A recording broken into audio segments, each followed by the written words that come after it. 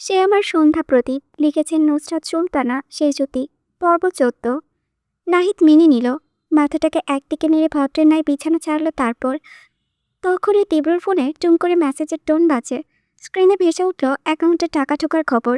প্রথমবার বাবার প্রতি প্রসন্ন হাসল সে। নাহিদ হাই তুলতে তুলতে দরজা খুলল ঠিকই, তবে ওপারের মানুষ দেখে পিলে সত্য চমকে উঠল ছেলেটার। তিনটে বাঁকা বাঁকা মুখোশধারী লোক দাঁড়িয়ে আছে। এরা কি ডাকাত?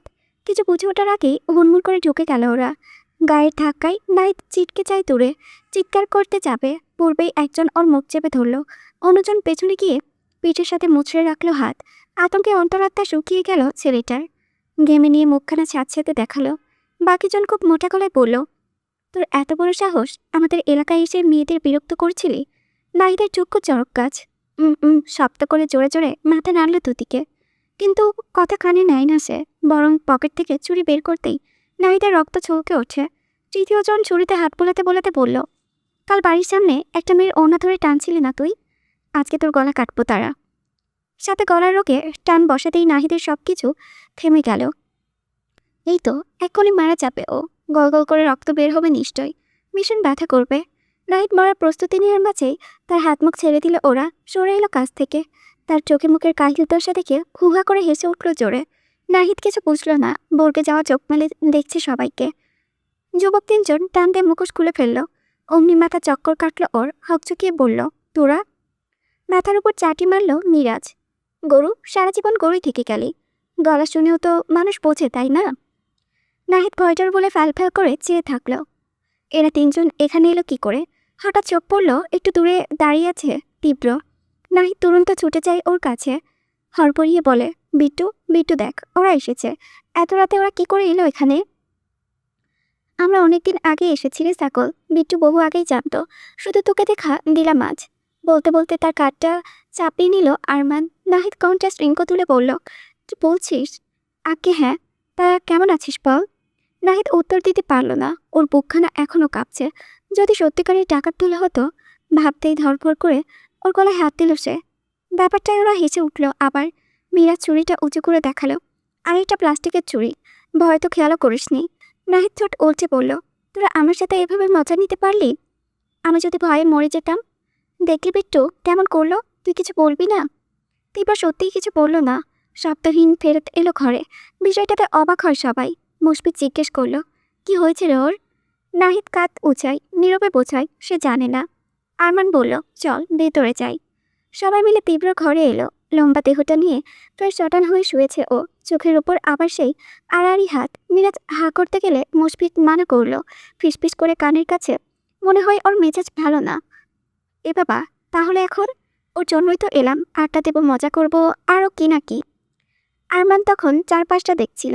মেঝের এক কোনায় বিস্কুটের কৌটো দেখে টর্চটা নিয়ে এলো গিয়ে। ঢাকনা খুলে বসতো ফ্লোরে। প্রস্তাব ছুড়ল সবার দিকে, এই আই তাস খেলি। বৃত্ত ওঠ না, কতদিন তাস খেলিনি একসাথে।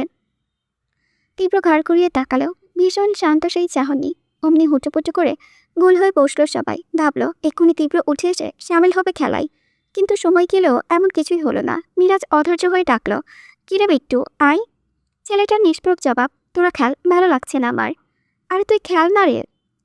শেষ করার আগেই অনীহা দেখে ঘর ছাড়লো তীব্র। অন্য রুম চাকিয়ে ধরম করে দৌড় চাপলো। এবার চিন্তিত হলো ওদের। আরমান মাথা ঝাঁকিয়ে বলল, ব্যাপারটা তো ভালো লাগছে না। বিট্টুকে ওইরকম কোনোদিনও দেখিনি। কিছু কি হয়েছে ওর? নাহিদ হা করে গেলেই মুশফিক আঙ্গুল তুলল।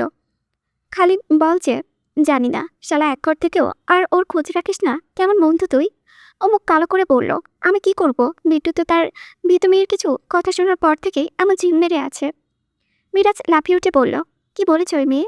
রিজেক্ট করেছে আমাদের বিট্টুকে? তাহলে কিন্তু ওই মেয়েকে আমি। নাহিদ থামিয়ে দেয়, আরে না রে ভাই, অন্য ব্যাপার। আমি বাবা বলবো না, তোরা বিট্টুর থেকে শুনে নিস। সে যা পসেসিভ পুষ্পিতাকে নিয়ে। কি বলবো পরে আমাকে মারবে। আমাকে মারবে কথাটা শিশুর মতো করে বলল নাহিদ। মিরাজ চট করে গালটা টেনে বলল, ওলে ওলে বাবুতা, তোমাকে মারবে? নাহিদ পুরো কুচকাল। পরপরই শব্দ করে হেসে ফেলল সবাই। সেই হাসি শুনেও গাঢ় হয়ে বসে রইল তীব্র। তার মনোযোগ কোনোটাই ওসবে নেই। মাথার মধ্যে কেবল পুষ্পিতা করছে। ওর সেই ভেজা কণ্ঠ, চোখ থেকে গড়িয়ে পড়া জল, কষ্ট লুকাতে পালিয়ে যাওয়া, আর বুক ভাঙা নিঃশ্বাসের সাথে উগলে দেওয়া এক একটি বাক্যবান। ওই অতটুকু মেয়েটা এত কষ্ট চেপে কিভাবে হাসে, কিভাবে কথা বলে, কি করে বা স্বাভাবিক থাকে সবসময়। ছোটবেলা থেকে সামান্য বাবাকে কাছে পেত না, আর 10টা বাচ্চার মতো বাবা ওকে কোলে জড়িয়ে স্কুলে নিত না, সময় দিত না বলে বাবার প্রতি আজও তীব্র কত অভিমান, কত রাগ, মনে মনে কতটা দূরত্ব। কিন্তু ভীতু মেয়ের যে বাবাই নেই, বাবা কি পৃথিবীতে, মেয়েটাই কেউই তো নেই। আচ্ছা, কে এইভাবে ভীতু মেয়েকে ঘাট ধাক্কা দিয়ে বারবার বের করার ভয় দেখাতো? কে খোঁটা দিত প্রতি কথায়? তীব্রর মাথায় প্রথমেই উঠল খোরশেদের নাম। মুখ বিরূপ শক্ত হলো সহসা। ওই লোকটা তার কোমল ফুলকে এত কষ্ট দিয়েছে এক সময়, আর ও কিনা এইভাবে ছেড়ে এলো। তীব্র নিজের প্রতি রাগে ঘুষি বসায় খাটের কাঠে। না, এইবার আর ছাড়াছাড়ি নয়।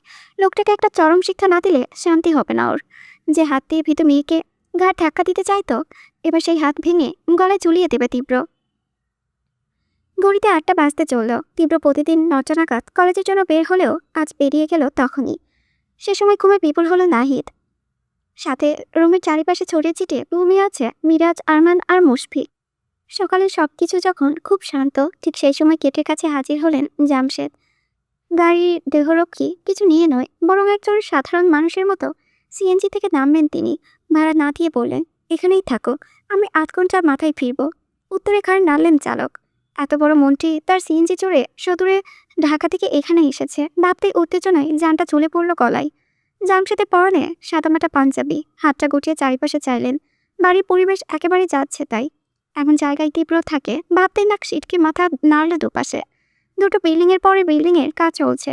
স্তূপ করে রাখা বালু গুঁড়ো গুঁড়ো ইটের টুকরো উড়ে আসছে হাওয়ায়। নিস্তেজ সকলে যেন মানব কম। জামশেদ রুমালে নাক চেপে দ্রুত পায়ে ঢুকলেন গেটে দিয়ে। খবর পেয়েছে তীব্র 3 তলায় থাকে। সেই মোতাবেক এসে থামলেন ভদ্রলোক। তীব্র গুণা করেও আন্দাজ করতে পারবে না উনি নিজে আসবেন এখানে, আর সেটাই হবে জামশেদের মোক্ষম সুযোগ। কি গুট পাকাচ্ছে এখানে বসে সব চোখকে দেখবেন তিনি। কিন্তু বিপত্তি একটা থেকেই গেল। চোখের সামনে দুটো পাশাপাশি ফ্ল্যাটের দরজা দাঁড়িয়ে। এর মধ্যে কোনটা থেকে থাকে সে? জামশেদ বেশ কিছুক্ষণ অপেক্ষা করলেন, দ্বিধাদ্বন্দ্ব ভুগলেন কোন দরজায় টোকা দিবেন তা নিয়ে। আচমকা ডান পাশের ঘর হতে মেয়েলি কণ্ঠ ভেসে এলো। কোনো এক মহিলার আওয়াজ, কিছু বলছেন কাউকে। ব্যাস, উত্তর পেয়ে গেলেন জামশেদ। তীব্রর সাথে একটা ছেলে থাকে শুনেছে, নিশ্চয় মেয়ে থাকবে না। এটাও অতটা অধপতন হয়নি বোধহয়। নিশ্চিন্ত মনে অন্য ফ্ল্যাটের ডোরবেল চাপলেন তিনি। কয়েকবার এই উৎকণ্ঠ শব্দই ঘুম ভাঙল নাহিদের। খুব বিরক্ত হয়ে নড়ে উঠল সে। পা দিয়ে বাড়ি দিল পাশে শোয়া আরমানের পায়ে।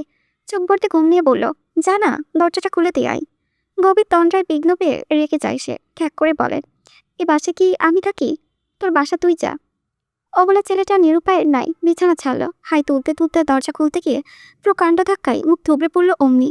চক্ষু প্রকট করে বলল, আঙ্কেল আপনি? জামশেদ কপাল কুঁচকালেন। কিছু না বলে পাশ কাটিয়ে ঢুকলেন ভেতরে। চারিপাশে চোখ বোলাতেই লজ্জায় নুয়ে গেল নাহিদ। ঘর খুব নোংরা, তার উপর বদমাশগুলো চিপস কোক খেয়ে টেয়ে একাকার করে ফেলেছে। জামশেদ বলেই ফেললেন, এই রুম না গোয়াল ঘর? নাহিদ মাথা নোয়ালেন। ইতস্তত করে একটা চেয়ার এগিয়ে বলল, বসুন না আঙ্কেল। বসলেন তিনি। চতুর্দিকে সতর্ক নজর বুলিয়ে বললেন, তীব্রর সাথে তাহলে তুমি থাকো? ছেলেটা ঘাবড়ে যাচ্ছে, ভীতে সন্ত্রস্ত চেহারা নিয়ে ঘাড় নাড়ল কোনো রকমে। জি। জামশেদ তুষ্ট হলেন। তীব্রর দলবলের মধ্যে এই একটা ছেলে একটু ভদ্র, ভালো। বাবা মা দুজনেই উচ্চ মাধ্যমিকের শিক্ষক ছিলেন। যাক, সবকটাকে ফেলে সে তার গুণধর ছেলে রুমমেট হিসেবে একে বেছে নিয়েছে। ভালো লাগলো চেনে। বাড়ি গলায় শুধালেন, তা সে কোথায়? ঘুমোচ্ছে নিশ্চয়। যাও ডেকে বলো তার বাবা এসেছেন। নাহিদ মিনমিন করে বলল, ইয়ে মানে, ও তো নেই আঙ্কেল, উনি কাকে বেগেই গেছে। জামশেদের গোটানো কপাল মিলিয়ে গেল। বিস্মিত হলেন খুব। 12টার আগে ঘুম থেকে না ভাঙা ছেলেটা 8টায় বেরিয়েছে। তাহলে তো ঘুম থেকে উঠেছে আরও আগে। নিম্নাষ্ট চেপে কিছু ভাবলেন তিনি। নাহিদ এক পা বাড়াতে নিলেই বললেন, কোথায় যাচ্ছ? ছেলেটা ত্রস্ত দাঁড়িয়ে যায়। মিনসে গলায় বলে, জি মানে, একটু চা বানিয়ে দেই আপনাকে? লাগবে না, সে সময় নিয়ে চা বানাবে। ওই সময় নিয়ে ঘরটা গোছাও। দেখতেও তো ওর রুচি হচ্ছে না। ও চুপসে বলল, জি আঙ্কেল। জামশেদ একটু চুপ থেকে বললেন, একটা কথা বলো তো আমায়। নাহিদ চোখ তুলে শুধালো, তোমার বন্ধু এখানে কি কি কারসাজি করছে? ও বোঝেনি। বোকার মতো চেয়ে থাকতে থাকতে তিনি নিজেই বললেন, দেখো তোমাকে আমি বেশ ভালো জানি, তোমার বাবাকেও তো চিনি।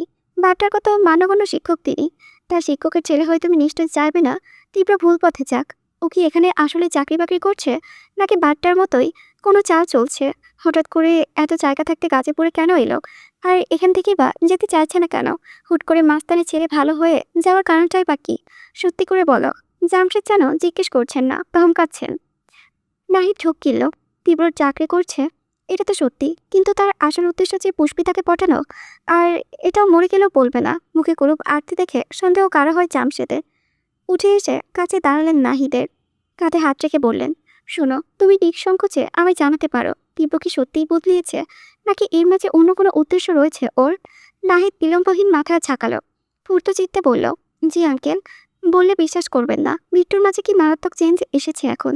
ও সারা রাত পড়াশোনা করে জানেন, কত সকালে উঠে কলেজে যায়, সে তো আজকে নিজেই দেখলেন। নিজের কাপড় নিজে ধোয়, মাঝে মধ্যে রান্নাও করে।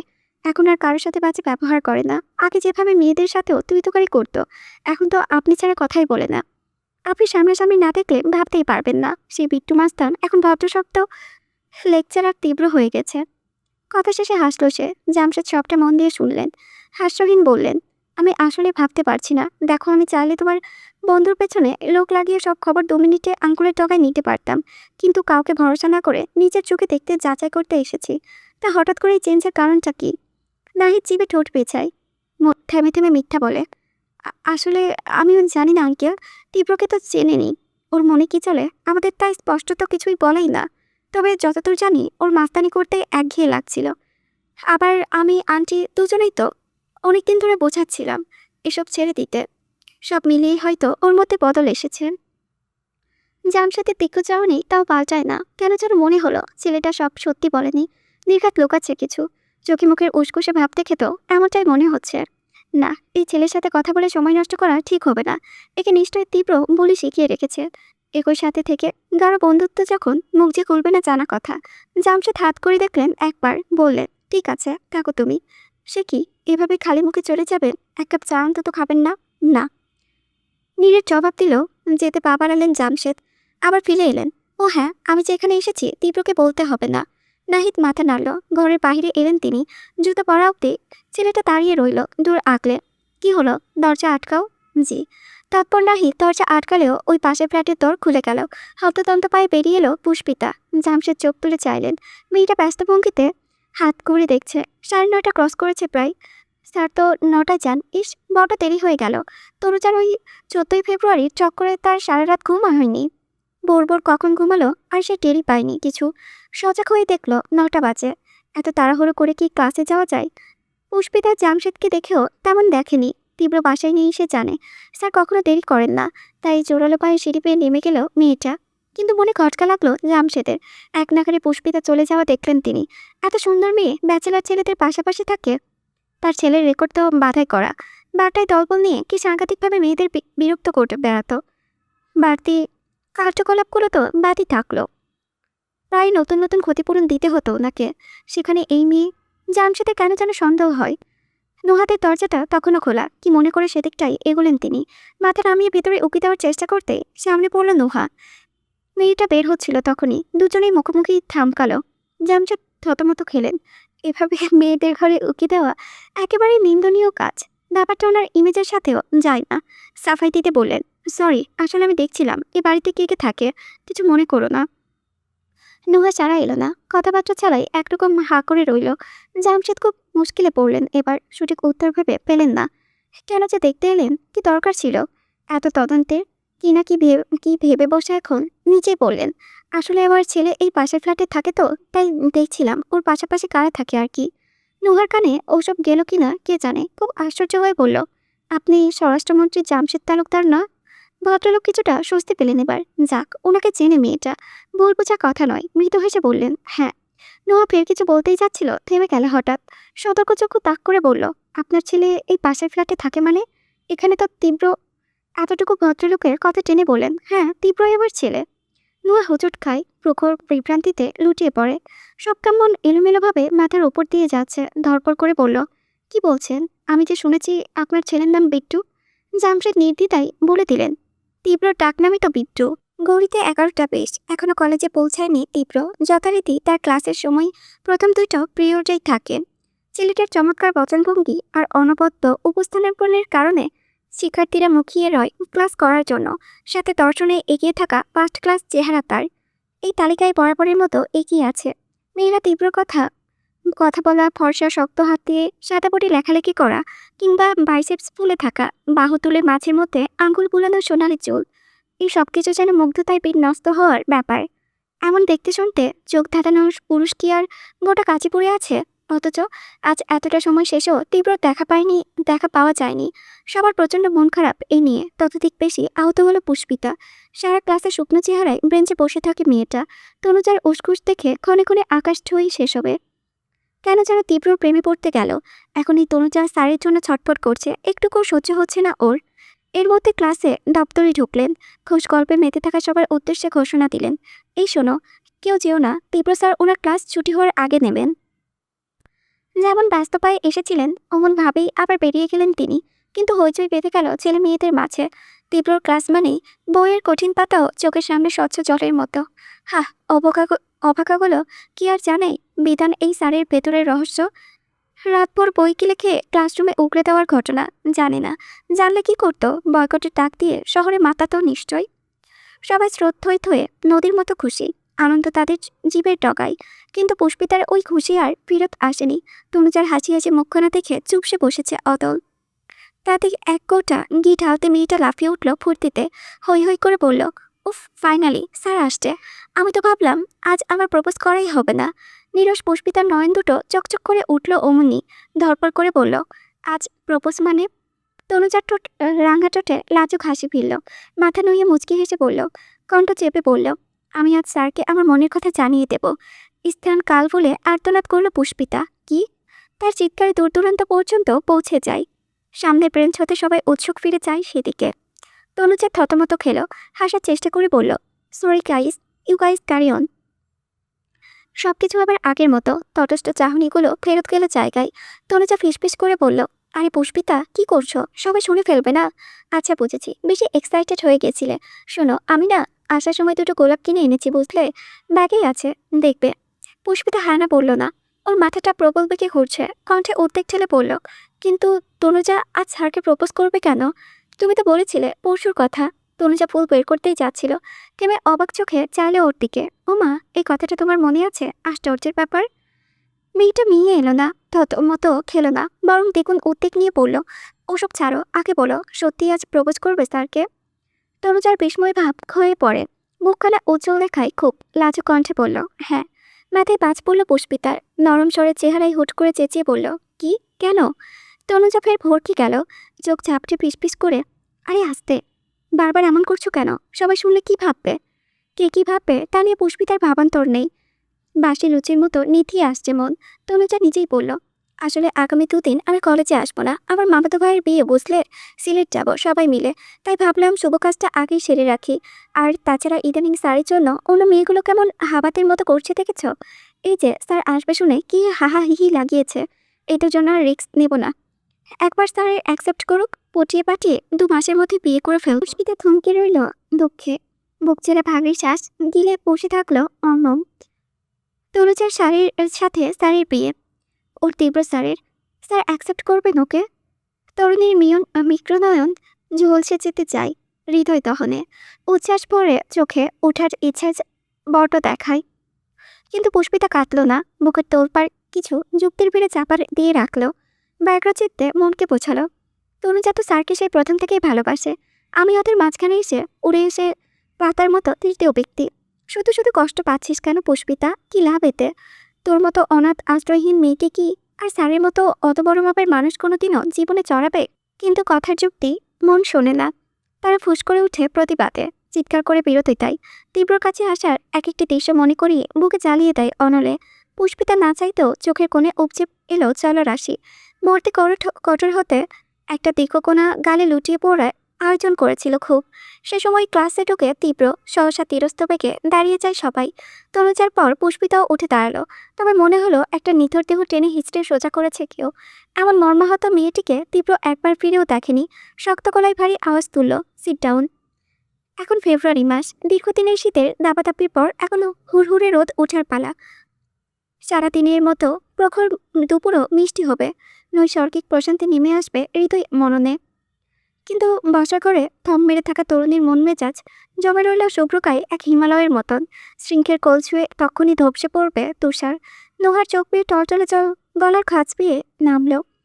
এমনিতে সে কাঁদে না, এই কথায় কথায় ফ্যাচ ফ্যাচ করে কাঁদার মেয়ে তো একেবারেই নয়, কিন্তু আজকে কান্না পাচ্ছে।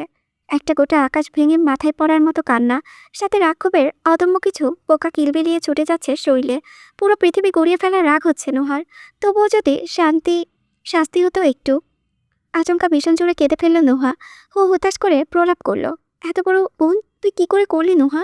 তুই না খুব বড়াই করিস, মানুষ চিনতে ভুল হয় না বলে।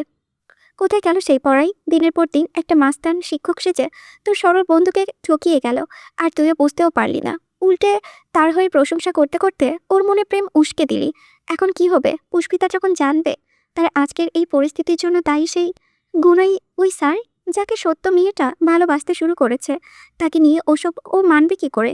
কি করে সামলাবে নিজেকে? ভেঙে পড়ার মতো কষ্ট যে পৃথিবীতে নেই। চিনুহা, কেন আরেকটু সাবধান হলি না তুই? কেন? কান্নাকাটির মাঝে হঠাৎ শব্দ এলো কেন? ওপাশের দরজায় হতে বাইরে এসেছে বেশ কটা গলার স্বর। নাহিদকে কিছুতেই আজকে মিরাজরা অফিসে যেতে দিল না। ছেলেটা শার্ট প্যান্ট পরে তৈরি ছিল, কিন্তু যেতে পারেনি। তিন বন্ধু জোর করে আটকে রাখলো বাসায়। নিঃসহায় বুকে প্রতিবারের মতো আজকেও ওদের সাথে পেরে ওঠে না, কিন্তু মনে মনে ভীষণ চিন্তায় কাহিল নাহিদ। নতুন চাকরি, প্রথম সপ্তাহে অ্যাবসেন্স, কাল অফিসে ঢুকতে দেবে তো? সে বাইরে এসেও একই কথা বলল। মিরাজ, আমি যাই না ভাই প্লিজ। আমার নতুন চাকরি ছুটে গেলে কি হবে? আরমান সশ্রন্তে বলল, ছুটে গেলে ধরে নেবে, ধরে এনে দেবো। আরে আমাদের বিট্টু আছেই তো, এত ভাবছিস কেন? মুশফিক সহসা পিঠে চড় বসালো ওর, রেগেমেগে বলল, এখানে বিট্টু উচ্চারণ করতে মানা করেছি না? ও থাকলে এক্ষুনি তোর কলিজা ভুনা করে ফেলতো। ছেলেটা জিভ কেটে ফিসফিস করলো, সরি ভাই সরি। সবাই মিলে জুতো পড়লো, মুখ কালো করে দরজায় তালা ঝোলালো নাহিদ। ছেলেটার এত শত আপত্তি থাকা সত্ত্বেও কোথাও একটা বগল দাপা করে নিয়ে চললো ওরা। এই পুরো দৃশ্য ফ্যাল ফ্যাল করে দেখে গেল নোহা। লুকিং গ্লাসে চোখ পেতে দাঁড়িয়ে থাকা মেয়েটার সামনে সবকিছু কেমন জলের মতো স্বচ্ছ হলো অচিরেই। হুট করে মনস্ফটে ভেসে উঠল কতক ছবির নয় দৃশ্য।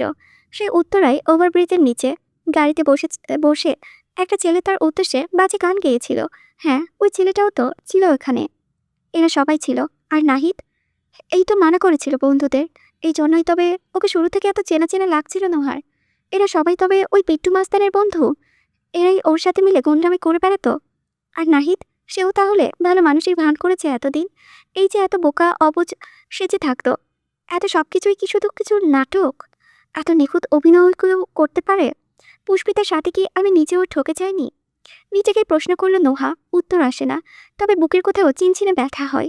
নাহিদের সাথে কাটানোর সময়গুলো ভেবে বেড়ে আসে তা। ও কি আসলে এতটা বোকা? সরল বাবা একটা ছেলের ভেতরে ভেতরে মাস্তান, ছি। পরপরই মুখটা শক্ত করলো। এভাবে কাঁদে দুর্বলেরা। ও তো দুর্বল নয়। বিট্টু মাস্তাদের এই দুর্দান্ত অভিনয়ের আসল উদ্দেশ্য ও চেনেই ছাড়বে কেন? কিসের জন্য একটা অনাথ মেয়ের আবেগ নিয়ে এসে খেললো? জানতে তো হবে। ভাবলো দাঁত পিষে, যা হবার হবে। মাস্তান যত ভয়ানকই হোক, এই পরিস্থিতির জন্য যে দায়ী তার মুখোমুখি আমি হবই আজ।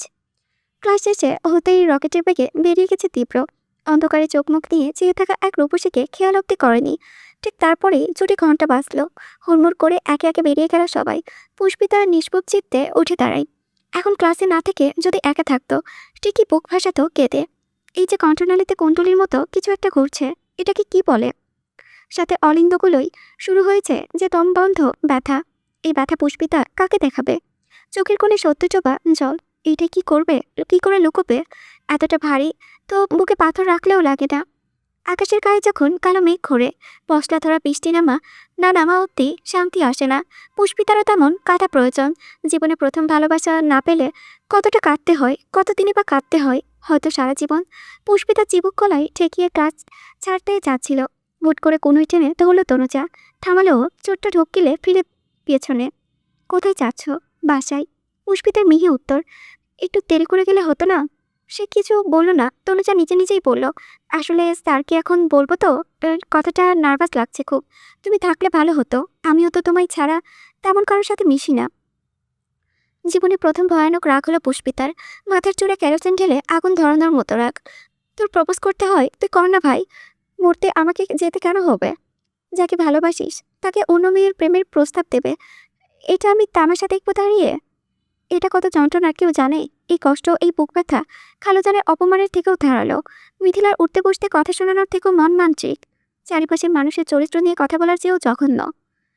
ওসব ক্ষত একটা সময় ভুলে থাকা যায়।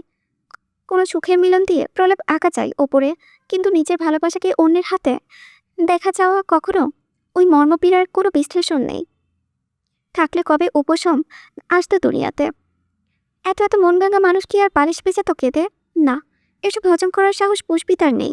মেয়েটা আলগোছে ক্লেশ চাপা দিয়ে ভেতরে ধীরে জবাব দিল, আমার মাথা ব্যথা করছে তনুজা, বাড়ি গিয়ে ঘুমোবো, প্লিজ ছাড়ো। তনুজা মুখ কারো করলো, অথচ আজ পুষ্পিতা ফিরেও দেখেনি। নিজে হাত থেকে হাত ছুটিয়ে চুপচাপ চলে যায়। উপায় না পেয়ে তনুজা সাহস টানলো বুকে, ঠোঁট ফুলিয়ে ফুলিয়ে শ্বাস ফেললো কবার। সত্যি ভীষণ নার্ভাস লাগছে, এত ঘামছে নাক মুখ। হাত উল্টে চটচটে তরল মোছে নাই মেয়েটা।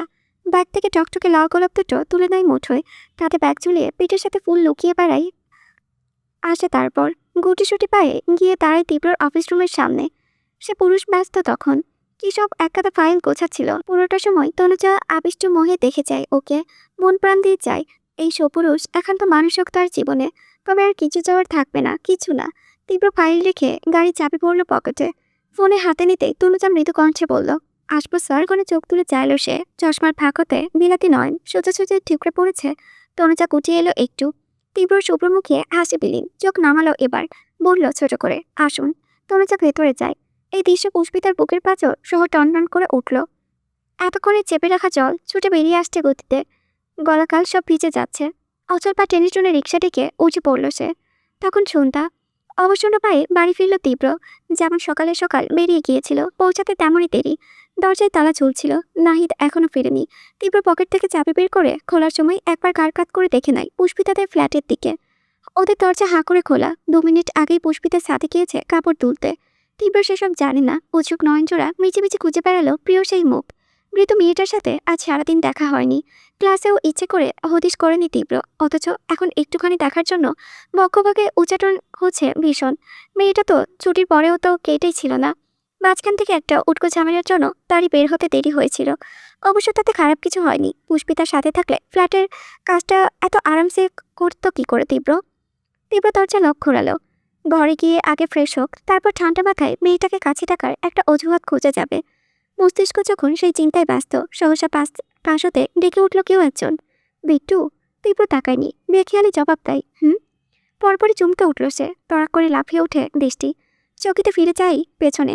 নিজেদের চৌকাছে দাঁড়িয়ে আছে নোহা, মেয়েটার মুখের পরতে পরতে প্রস্তর বসানো। এত শক্ত নিষ্প্রিয় চাহনি ও হয়।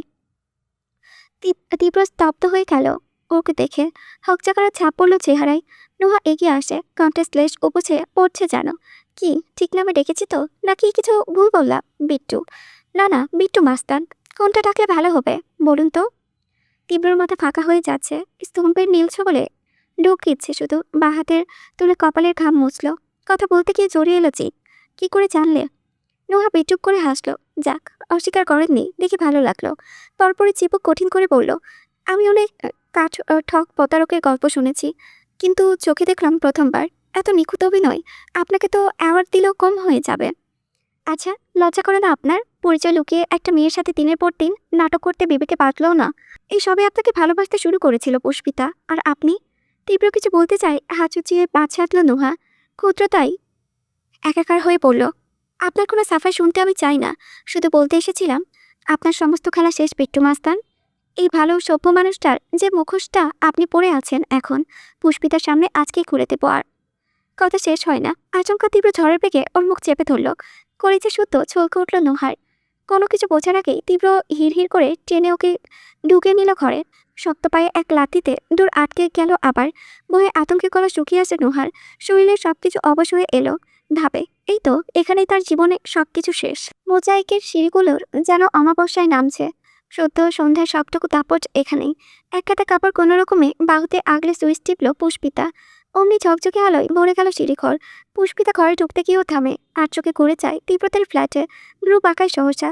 যাওয়ার সময় তারা দেখেছিল, এখন তো নেই। স্যার কি ফিরেছেন? তীব্রর কথা ভাবতেই পুষ্পিতার বুক জুড়ে উচ্চচান নামে।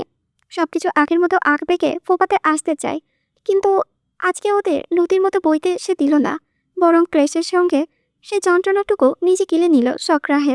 স্যার এলেও বা কি, ওর কি, সে তো এখন তনুজার। স্যার নিশ্চয়ই তখন প্রেমের প্রস্তাবে রাজি হয়ে গিয়েছেন।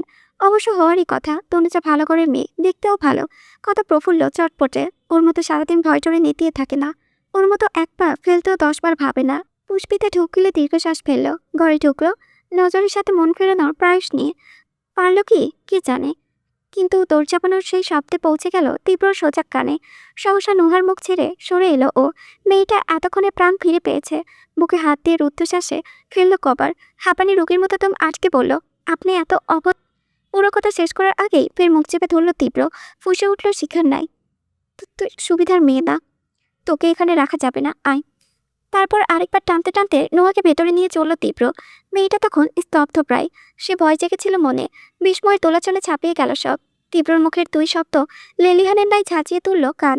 মনে পড়ল সেই প্রথম সাক্ষাতের দিন, যে মানুষটা অভিবাসন শুরু করেছিল আপনি আঁকে দিয়ে, আলাপচারিতায় বিনিময়ের সাথে জিজ্ঞেস করেছিল যে ভালো আছি আপনি, অথচ ভেতর ভেতর তার আচরণ এতটা নিকৃষ্ট। তীব্র জোরালো পায়ে নিজের ঘরে এলো, নুহাকে কাছ থেকে ছিটকে ফেললো ভেতরে।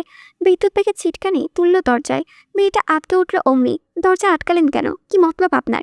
দেখুন, বাড়াবাড়ি করলে কিন্তু আমি সবাইকে সর। তার চেঁচামেচির মাঝে তীব্র চোখ বুজে দাঁত পিষে ধরল। দরজার পাশে দেওয়াল ঘেঁষে একটা ছোট্ট টেবিলে বসানো, উপরে এক ছুরি ফলের ফলের কাছে চকচকে করছে ছুরি।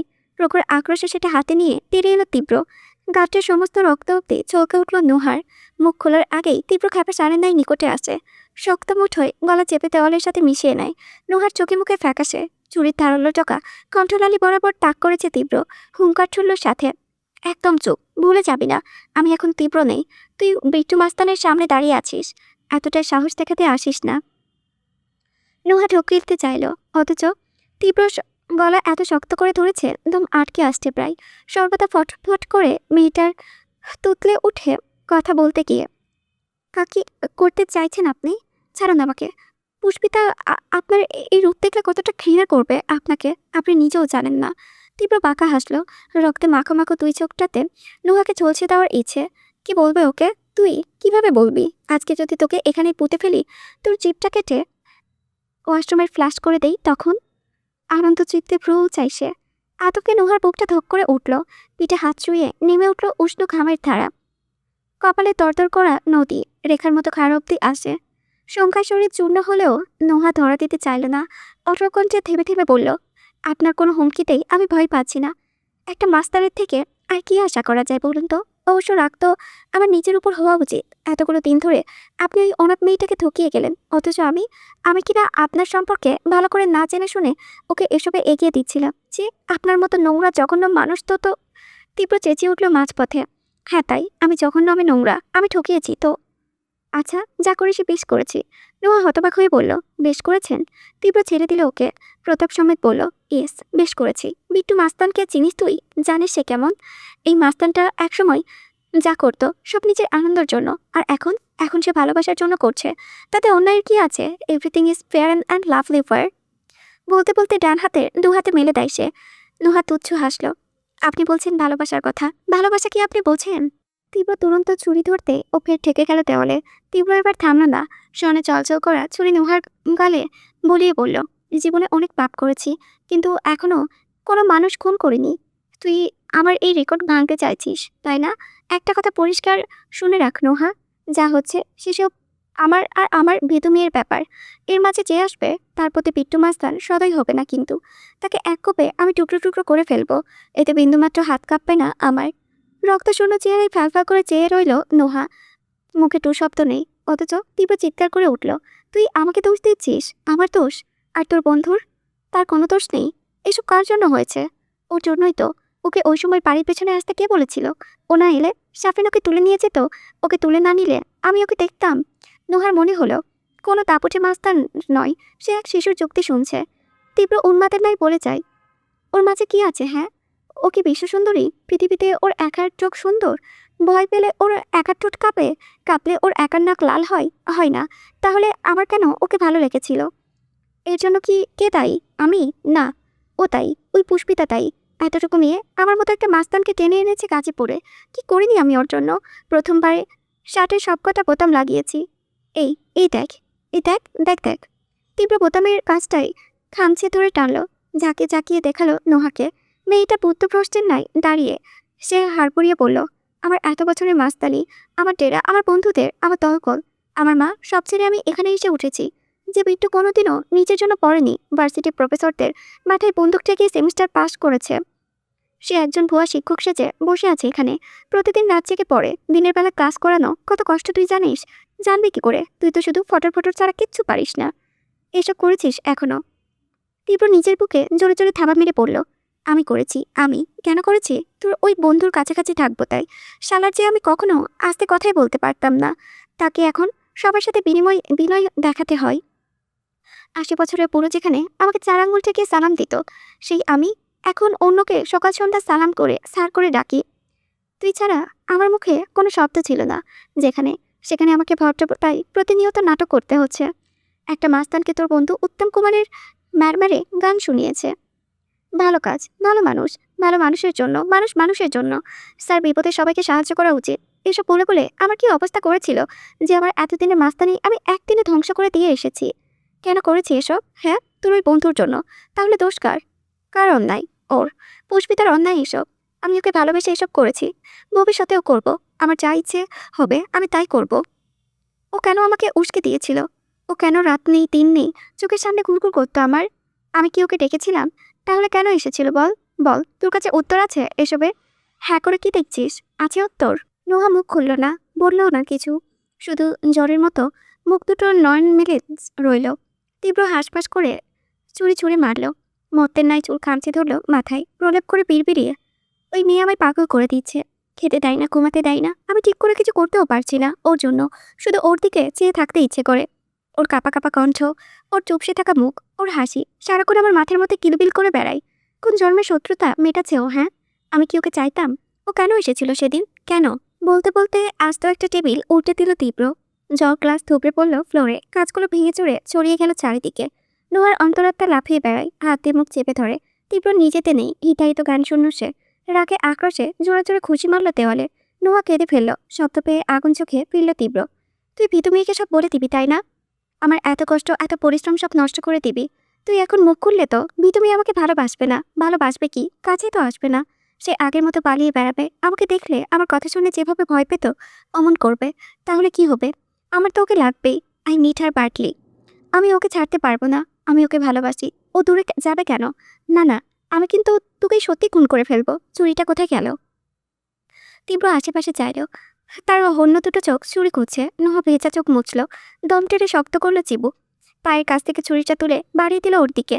মিহি স্বরে বলল, নিন। তীব্র থামে, থমকায়, সহসা কারো ভাঁজে গুছিয়ে আসে কপাল। এক বল ছুরির দিকে চেয়ে নোহার দিকে দেখলো। ও বলল, নিন ধরুন। মারবেন না আমাকে? মারুন, তবে গলা কাটবেন না। ওসবে অনেক কষ্ট। আপনি বরং সিনেমার মতো পেটে ঢুকিয়ে দিন, তাহলে চপলারটা চুকিয়ে যাবে। তীব্র বিভ্রান্ত হলো, ছুরিটা কেড়ে নিল তবে কর্কশ কণ্ঠে বলল, নাটক করছিস আমার সাথে? ও মুখের ওপর বলে দেয়, না, আপনার মতো অত নাটক ভালো আমার জানা নেই। তবে এতটুকু বলতে পারি, পুষ্পিতাকে আমি কিছুই বলবো না। তীব্র ললাটে রেখা প্রকাশ হলো, সন্ধিহান তার চাহনি। নোহা নিজেই বলল, ভাববেন না আপনার গলা কাটার হুমকিতে ভয় পেয়েছি, ওসব আবার গায়েও লাগেনি। মেয়েটা কণ্ঠে চোটপাটের রাজত্ব। একটু আগে যে মারাত্মক ভয়ে কেঁদে ফেলেছিল, থমকে গিয়েছিল বক্ষস্পন্দন, এসবও কিছুতেই বুঝতে দেবে না।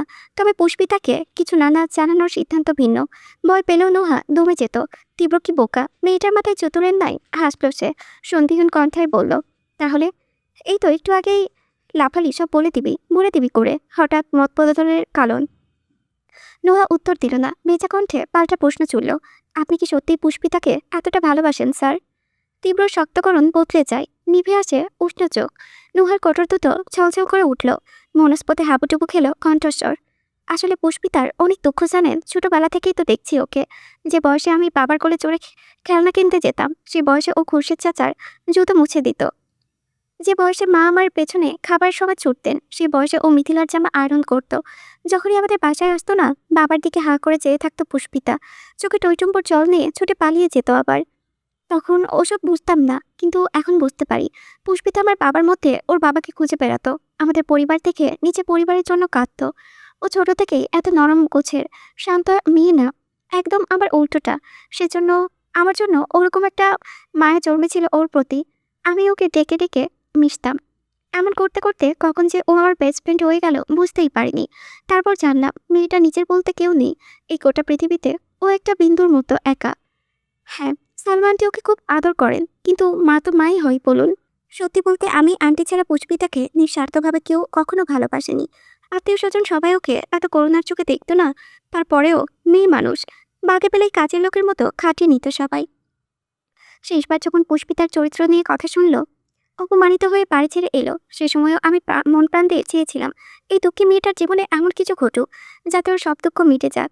যে কোনো স্বার্থ নয়, ভালোবাসার জন্য ভালোবাসবে ওকে, মন খুলে হাসবে পুষ্পিতা, প্রাণবন্ত হবে। থামলো নুহা, গাল বেয়ে চোখের জল গলার ভাঁজে এলো। ঘর জুড়ে নীরবতা নামে। তীব্র মনোযোগ দিয়ে শুনল। ও ফিরে চাইলো এবার, মুখে চোখে আনন্দ নিয়ে বলল, এমন হয়েছিল স্যার, আপনি আসার পর সত্যিই এমন হয়েছিল। যেদিন আপনার জন্য দুটো ছেলেকে পুষ্পিতাকে থাপ্পড় মেরেছিল, সেদিন ওর মুখে আলোটুকু আমি নিজের চোখে দেখেছি। ওভাবে হাসতে খুশি হতে আমি ওকে কোনোদিনও দেখিনি। আপনি আসার পর থেকেই পুষ্পিতার মধ্যে কি চমৎকার বদল এসেছিল। হাসতো, গল্প করতো, কথা বলতো, অল্পতে ঘাবড়ে যেত না, ভয় পেত না। আপনি নিজেও জানেন না ম্যাজিক শুধু আপনার ক্ষেত্রে নয়, ওর ক্ষেত্রেও হয়েছে। তীব্র চোখ নামায়। শুভ্র দাঁতে দাঁত চেপে নিচে রাখে নিচের ঠোঁট। নোহা বলেই গেল নিজের মতন, আমি ভেবেছিলাম আপনি পরিচয় লুকিয়ে পুষ্পিতার ক্ষতি করতে চাইছেন। ওর কাছেই শুনেছিলাম। তো ওদের বাড়ি থেকে থানা পুলিশ হলে আপনি ওকে আবার তুলে নেওয়ার হুমকি দিয়েছিলেন। সেজন্যই খুব ভয় পেয়ে গিয়েছিলাম। কিন্তু একটা মাস্তানের মাঝেও যে ভালোবেসে অমল পরিবর্তন আসতে পারে তা তো জানতাম না। আপনি রাগের মাথায় বিকেলে আমাকে আপনার সব সত্যটা বলে দিলেও আমি কিন্তু পুরোটা মন দিয়ে শুনেছি স্যার। তেমন অবাকও হয়েছি আপনার প্রত্যেকটা কথায়। এতটা ভালোবাসা যায় কাউকে? সত্যি কি পৃথিবীতে এত গভীর ভালোবাসা বলতে কিছু আছে? আপনার চোখেও পুষ্পিতাকে হারানোর স্পষ্ট ভয় দেখেছি আমি। তাহলে আপনিই বলুন স্যার, যে মানুষটা আমার ওই দুঃখী বন্ধুটাকে ভালোবেসে এত কাঠখড় পোহালো, তার অনিষ্ট আমি কি করে করি? পুষ্পিতাকে আপনার থেকে দূরে সরিয়ে দিলে আমার সেই পাপ কি আদৌ ক্ষমার যোগ্য হবে? তীব্র মুখাবয়ব শান্ত, এতটা সময় তপতপে অনল ঘেরা নয়ন ফিস একটু নিশ্চল হলো। অথচ অনিশ্চয়তার বান ছুড়ল প্রশ্নে, কোনোরকম চালাকি করছো না তো এখান থেকে বেরিয়ে ঘোর পাল্টালে? নুহা কথা কেড়ে নেয়, সিক্ত চোখে মুছে বলল, আমি আমার আল্লাহর নামে কসম করে বলছি স্যার, এবার অন্তত বিশ্বাস করুন। নুহা এমনিতেও মনে এক আর মুখে আরেক কথা বলার মেয়ে নয়। এতক্ষণে স্বস্তির শ্বাস পেল তীব্র।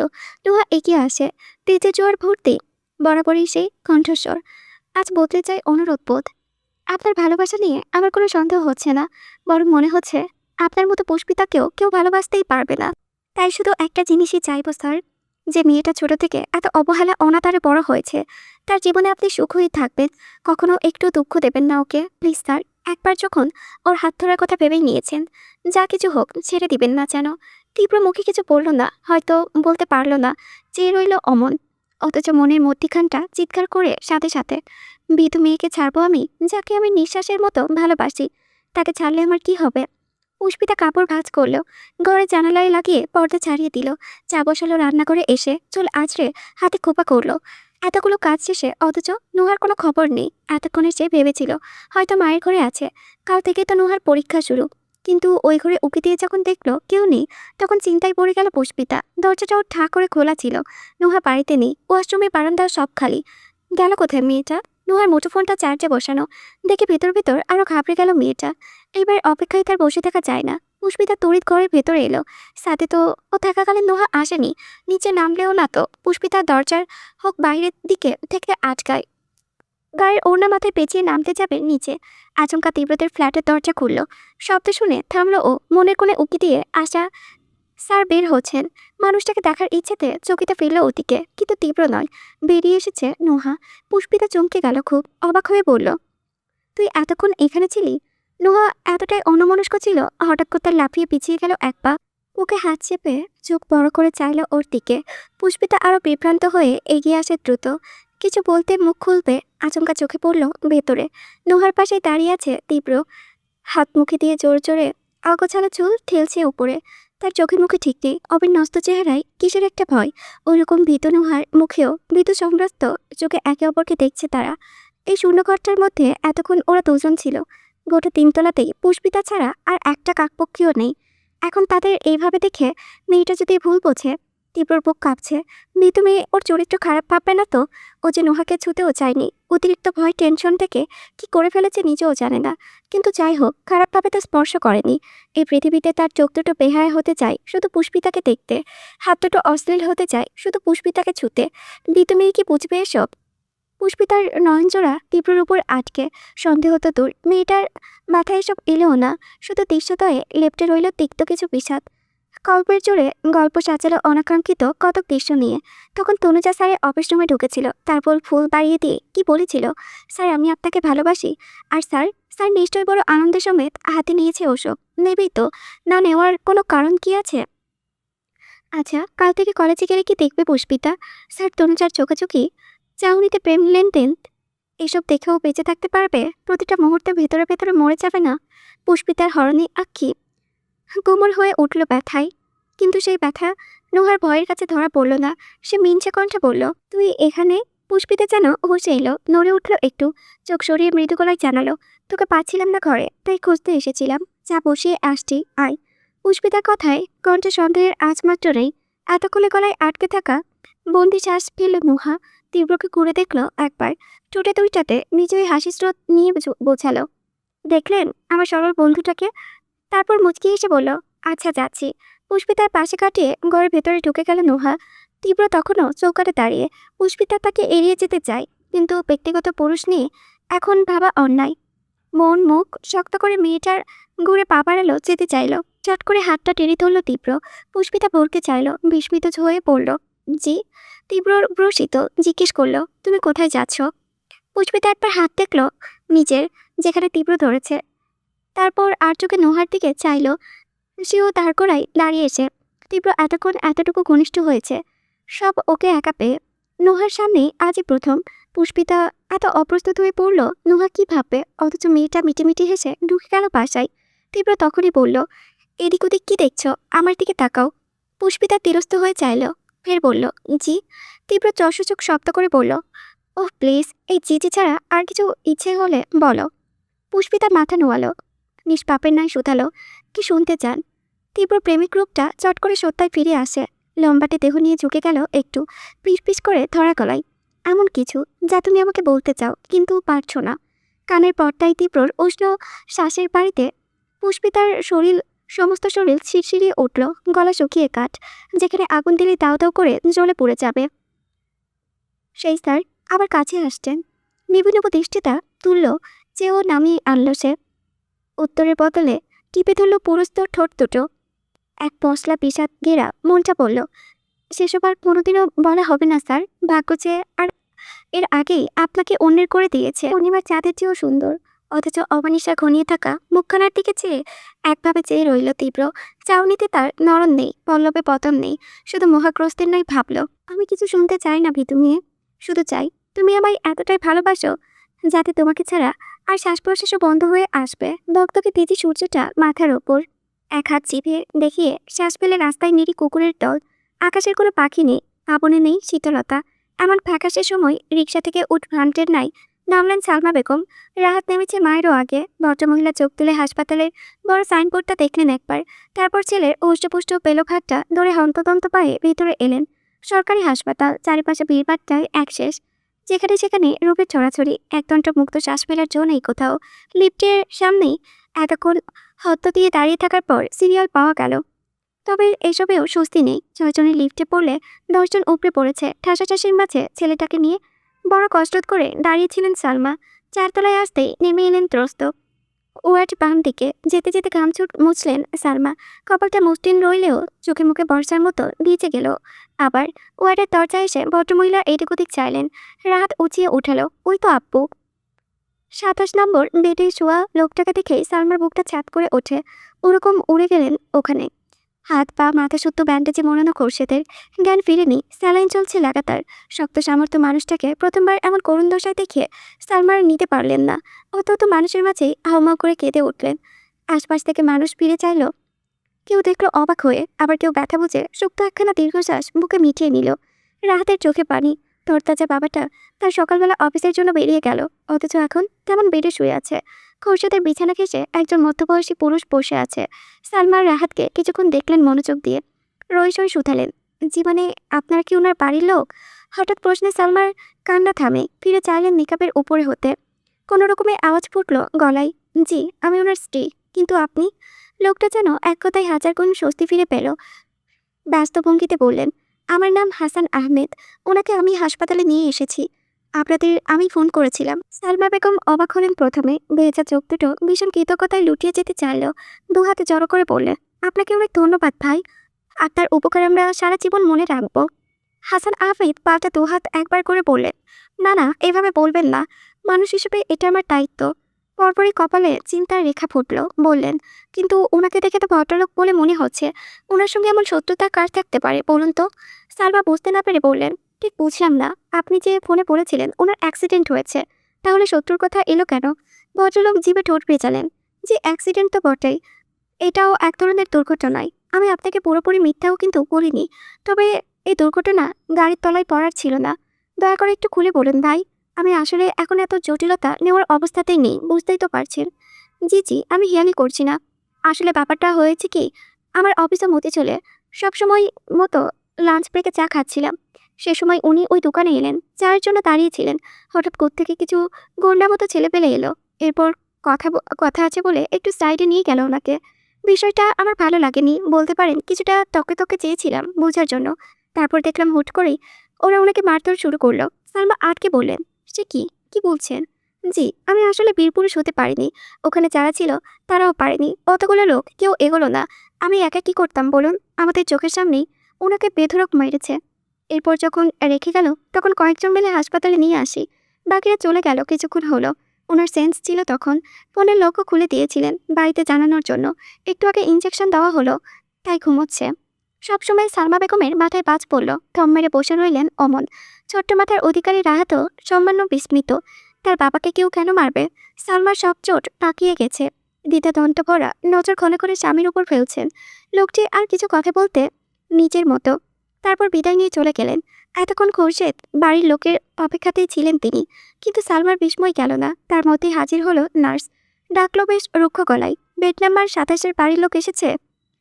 রাহাত স্তম্ভ হয়ে থাকা মায়ের বাহু ধরে ঝাঁকালো। যারাই ছোট্ট কণ্ঠে আমার নার্স ডাকছে।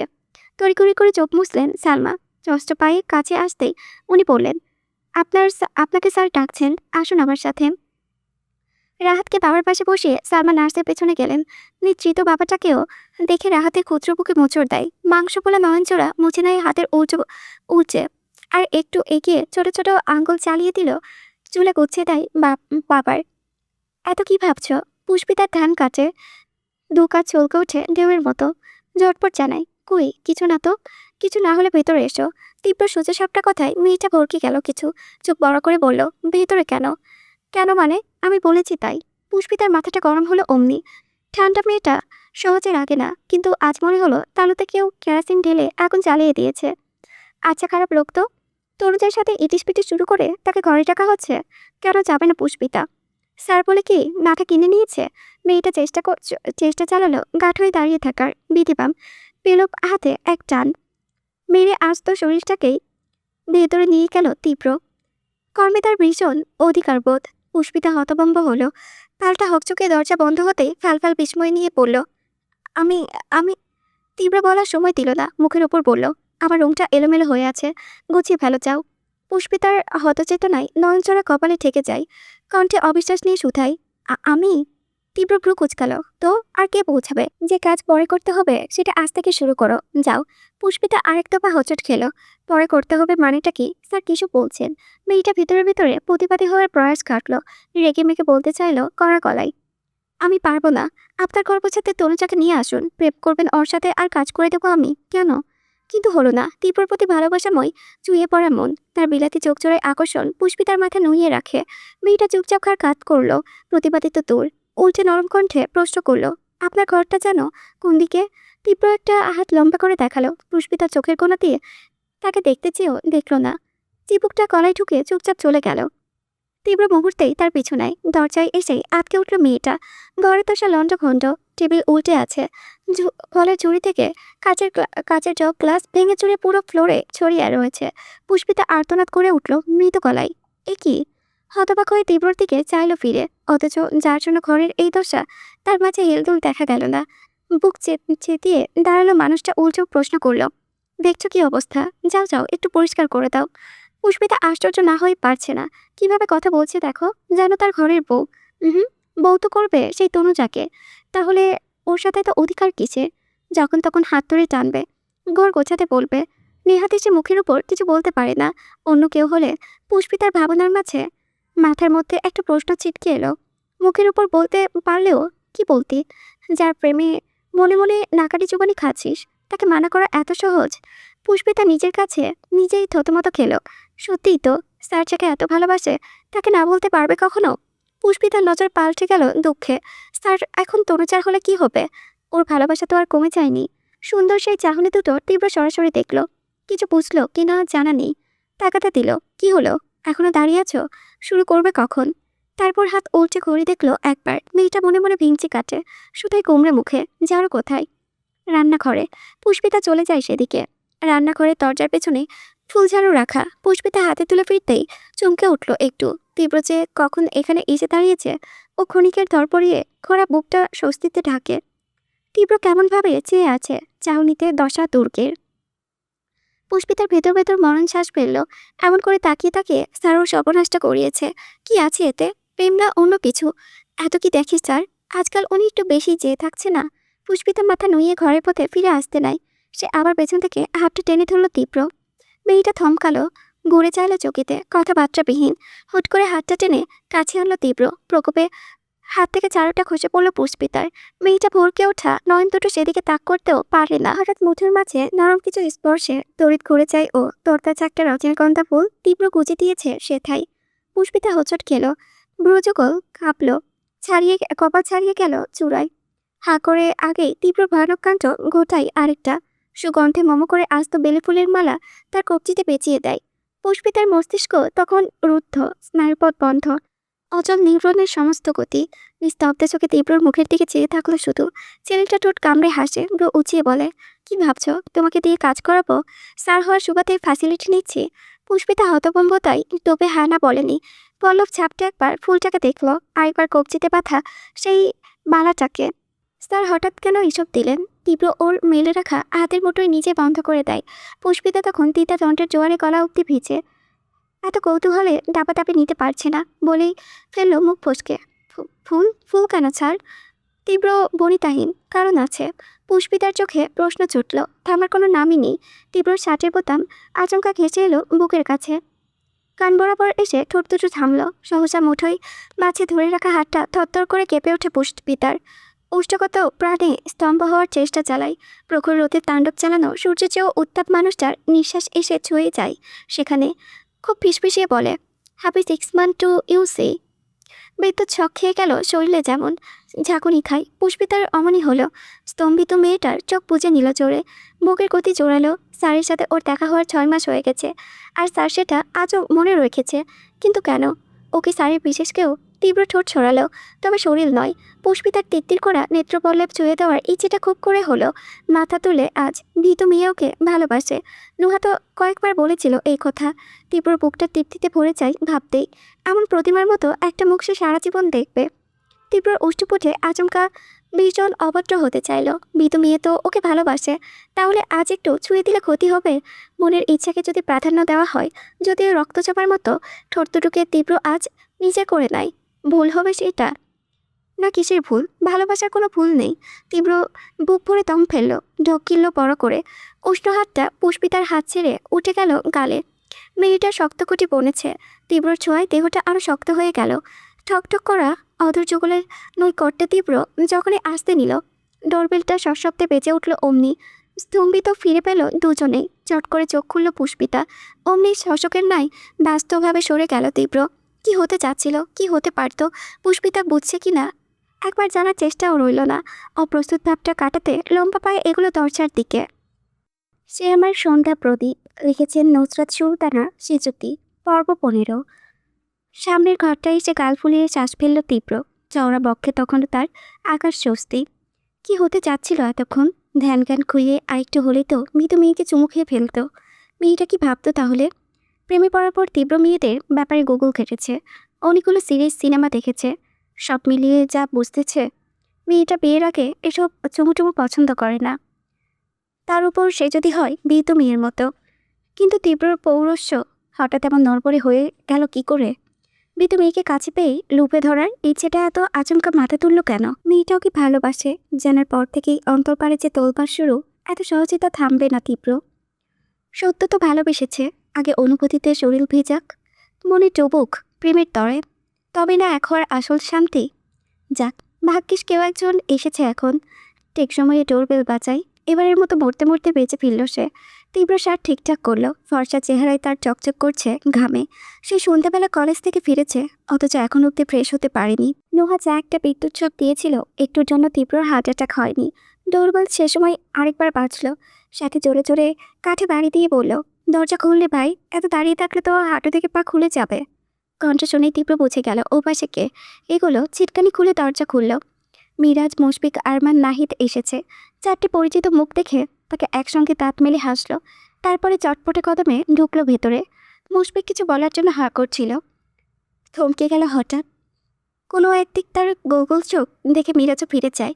স্তম্ভিত সে আর্তনাদ করলো সহসা, এ কি, এ আমি কি দেখছি? ভেতরে ঘর থেকে বেরিয়ে আসছে পুষ্পিতা। মেয়েটার শরীর লজ্জায় চলছি, তার উপর আরমান থেকে শুরু করে নাহিদ অব্দি হাঁ করে আছে। ও চোখের কোণা তুলে তীব্রকে খুঁজল। মানুষটার হদিশ পেল না। যখনই পেল, সে চোখের ইশারায় বেরিয়ে যেতে বোঝায়। পুষ্পিতা আনত বাকিদের প্রেমুর দৃষ্টির পাশে কাটিয়ে চুপচাপ চলে গেল বাসায়। কিন্তু বিস্ময় ওদের কমল না। হতবাক হয়ে একজন আরেকজনকে দেখল কিছুক্ষণ। আরমান বলল, আমি যা দেখলাম তোরাও কি তাই দেখলি? সবাই একসাথে মাথা নাড়ে। মুশফিক বলল, দুজন একসাথে এক করে। মিরাজ বলল, বিয়ের আগে ছেলেমেয়েরা আজকাল এসব করছে, এগুলো দেখে আমাদের বাচ্চারা কি শিখবে? সহসা তার হাত মাথায় চড়ে। আরমান, হাতারা, বাচ্চা পেলে কই? সরি, আমার তো বিয়েই হয়নি। কিন্তু নিশ্চুপ নাহিদ কপাল চৌকাচ্ছে। তীব্র এই কদিনেই এতখানি এগিয়ে গেল, রীতিমতো পুষ্পিতা ওর সাথে ফাঁকা বাসায়। বা ভালোই হয়েছে, নুহা আর ওর কাজ দ্বিগুণ কমে যাবে তাহলে। বন্ধুদের হু হুতাশের মাঝেই ধমক ছুড়ল তীব্র, থামবি না সব কয়টাকে বাসার বাইরে ফেলে আসবো? ধমক কাজে লাগে, ওরা থামলো, অথচ 2 সেকেন্ডও হলো না। আচমকা গিয়ে উঠল একসাথে।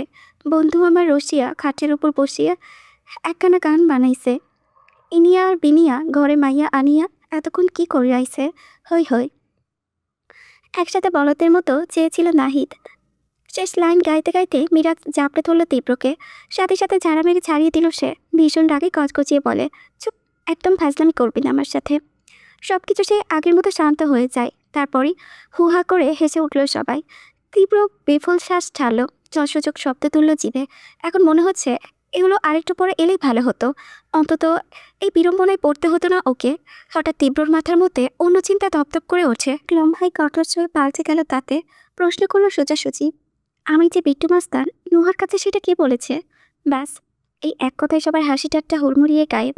প্রত্যেকে সিরিয়াস চোখে চাইল, মুখ দেখাতে কি করলো এক বল। মিরাজ শোধাই, মানে? তীব্রর মুখাবয়ব প্রস্তর সম। মানেটা তো তোরা বলবি। এই গোটা কাজে পড়ে শুধুমাত্র তোরা জানতি আমার আসল পরিচয়। তাহলে নোহার কাছে খবরটা দিল কে? মুশফিক চোখ বড় বড় করে বলল, কি বলছিস ভাই? ওই মেয়ে জেনে গেছে তুই কে? হ্যাঁ, শুধু জেনেই বসে থাকেনি, রীতিমতো হুমকি ধুমকি দিয়ে আমার ঘাম ছুটিয়ে দিয়েছিল। কোনো রকমে ম্যানেজ করেছি। আমার একটু ভেবে বলল, ওর সাথে আমাদের কখনো কথাই হয়নি, যা খাতির সে তো নাহিদের সাথেই দেখি। ওর বলতে দেরি, সন্দেহের দিন নাহিদের দিকে টার্ন করে 1 মিনিটও দেরি হলো না। এতগুলো চোখের নিশানা হয়ে ভরকে গেল ছেলেটা। 2 হাত তুলে বলল, এই না না, আমি কেন বলবো? আমি কিচ্ছু বলিনি। মিস নোহার সাথে তো আজ সারাদিন আমার দেখাই হয়নি। আমি তো কাল রাত থেকে তোদের সাথেই আছি। মুশফিক রেগে রেগে বলল, তাহলে কি ভূতে এসে বলেছে? মিরাজও সমান চোটপাট দেখালো, তুই একমাত্র কথা বলিস মেয়েটার সাথে। বেশ ভাব দুজনের, তুই ছাড়া কে বলবে, বোঝা আমাকে। কথার সাথে আরমান মাথা দুলালো দুবার, বোঝালো সেও সহমত। সবার মাঝে নাহিদ অসহায় পড়ে গেল, করুণ গলায় বলল, বিশ্বাস কর বিট্টু, সত্যি কিছু জানি না আমি কিছু বলিনি ওনাকে। প্লিজ তুই অন্তত আমাকে অবিশ্বাস করিস না। তীব্র নোমনষ্ট দাঁতে চেপে পিষতে তখন। মুশফিক আবার কিছু বলতে গেলেই হাত তুলে থামালো, বলল আস্তে করে, ছাড়, এসবের মধ্যে নাহিদকে টানিস না, ও কিচ্ছু বলেনি। তুই এত শিওর কি করে হচ্ছিস? মিরাজও শাহিদ মেলালো, হ্যাঁ সেই তো, ও কত ইনোসেন্ট জানিস না, পরিচয় লুকিয়ে রাখা ঠিক না, কাউকে ঠকানো উচিত না। এসব আউল ফাউল যুক্তি ভেবে ভেবে দেখ, গিয়ে ঠিকই খবর পাচার করে দিয়েছে। নাহিদের কণ্ঠে উদ্বেগ। না না, আমি এমন করিনি। আর যাই হোক, বিট্টু তো তোদের মতো আমারও বন্ধু ভাই, তাই আমি ওর ক্ষতি কেন চাইবো?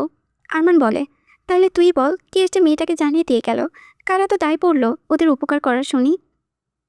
নাহিদ উত্তর দিতে পারল না। দেবে কি করে? নির্ভেজাল জবাব শূন্য মানুষ কি আর বানিয়ে বলতে পারে?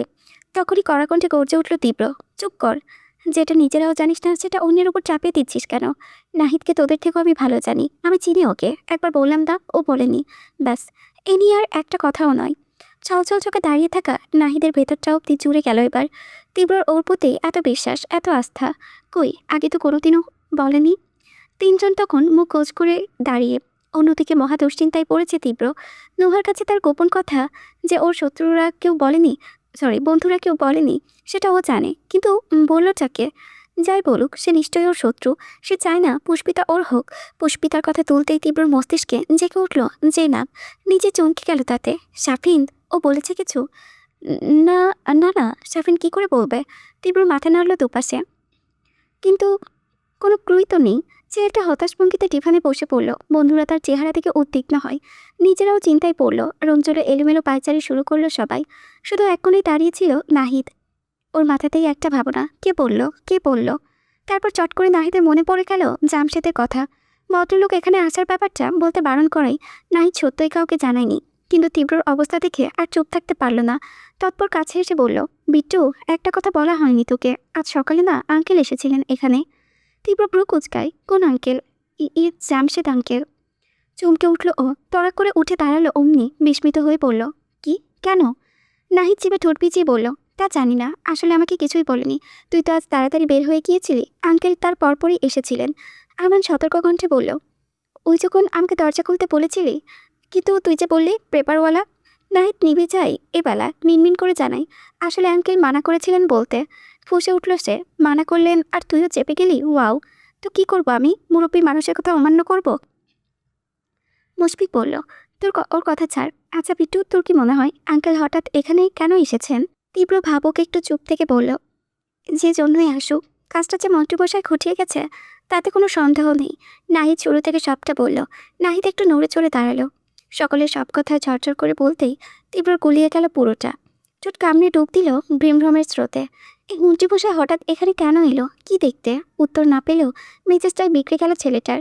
জীবনে তো একটা ভালো কাজ করে ওকে সাহায্য করলো না। প্রথমবার যে তীব্র একটা প্রেমের মিশনে নেমেছে সেটাতেও ব্যাকরা দিতে চাচ্ছিল। এই জন্যই সরকার দেশের মানুষের এত গালি খায়। এরা যে এত বেশি বোঝে কেন, এ নিয়ে তো এখন কোনো প্রশ্নও করা যাবে না।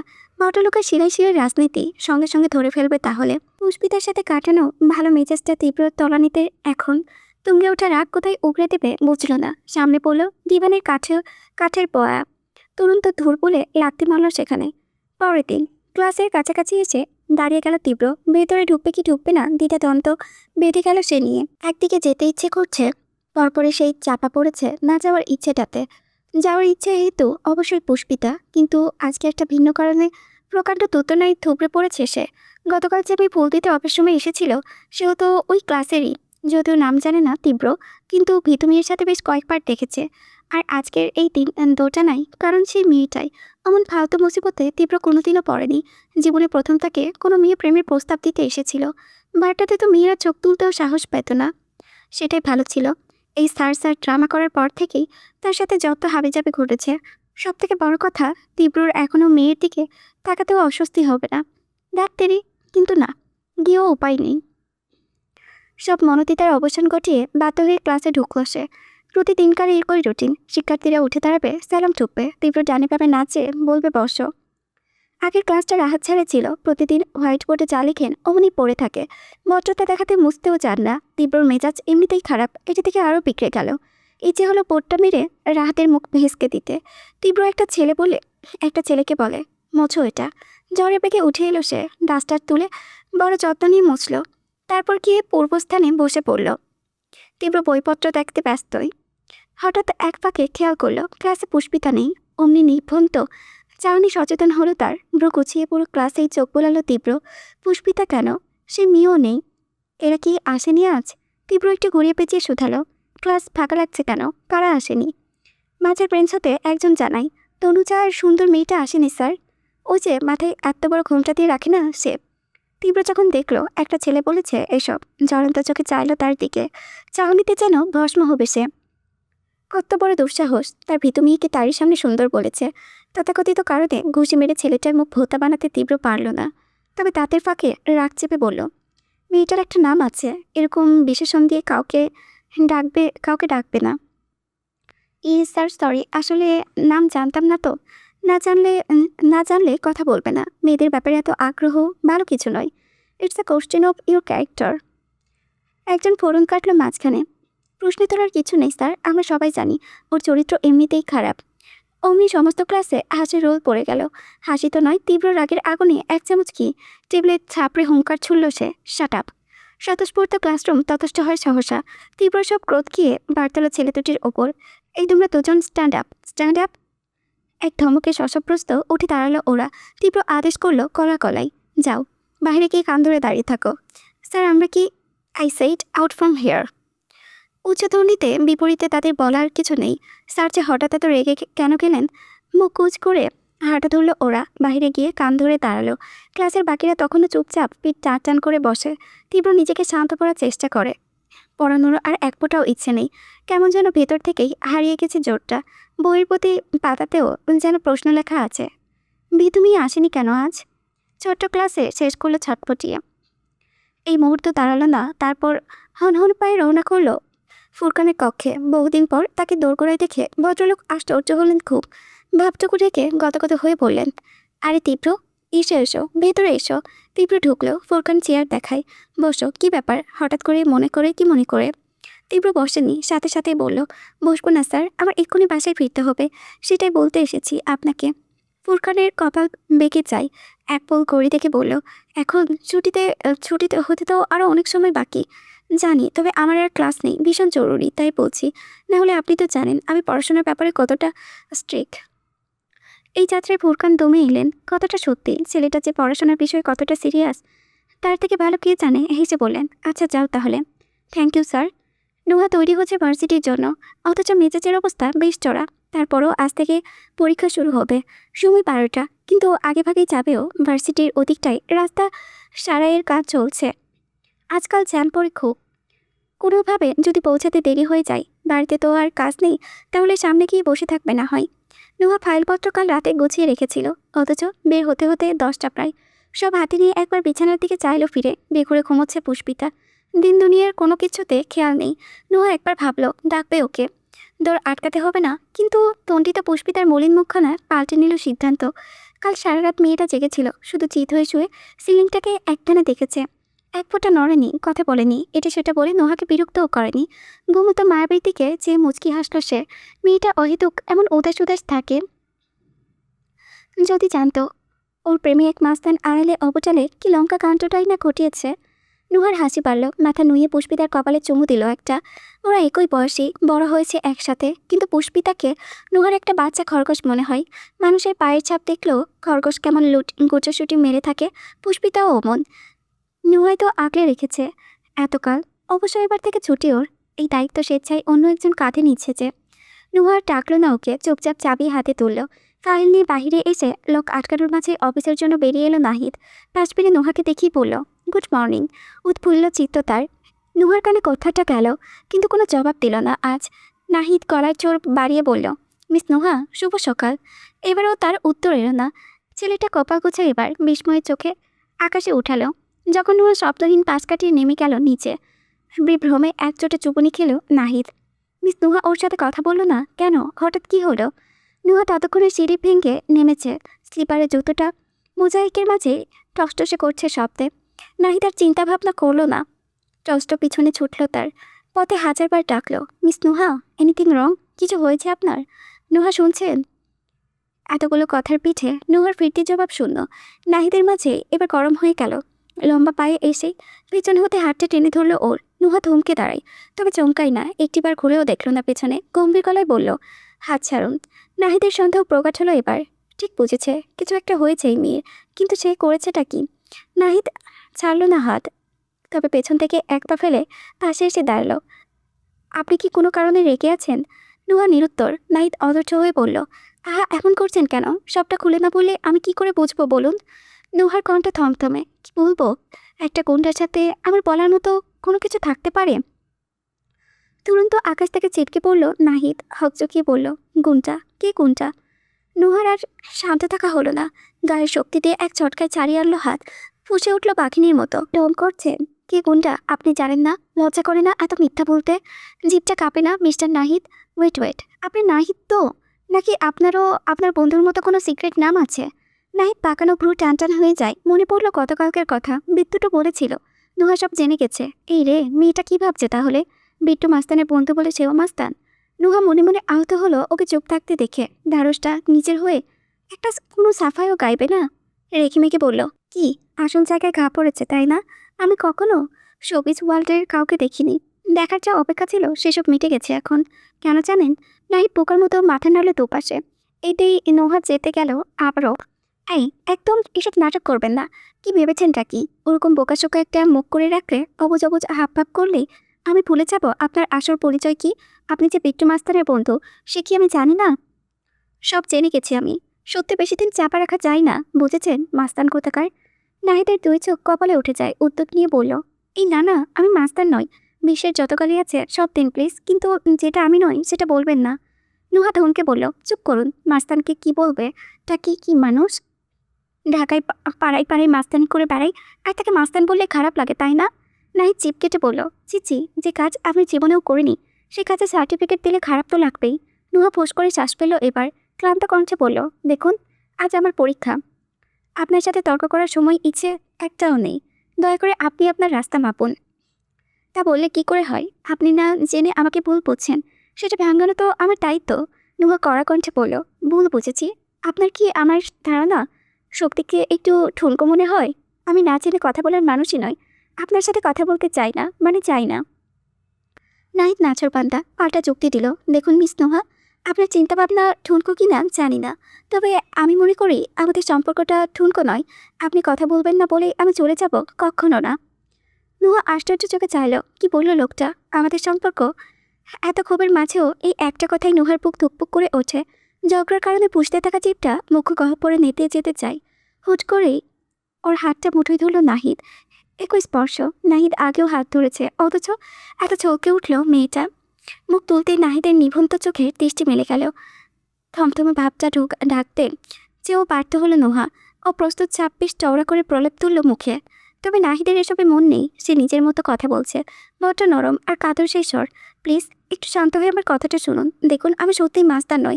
আমি একদম ঠিক, হ্যাঁ আপনি একদম ঠিক জানেন বিট্টু আমার বন্ধু।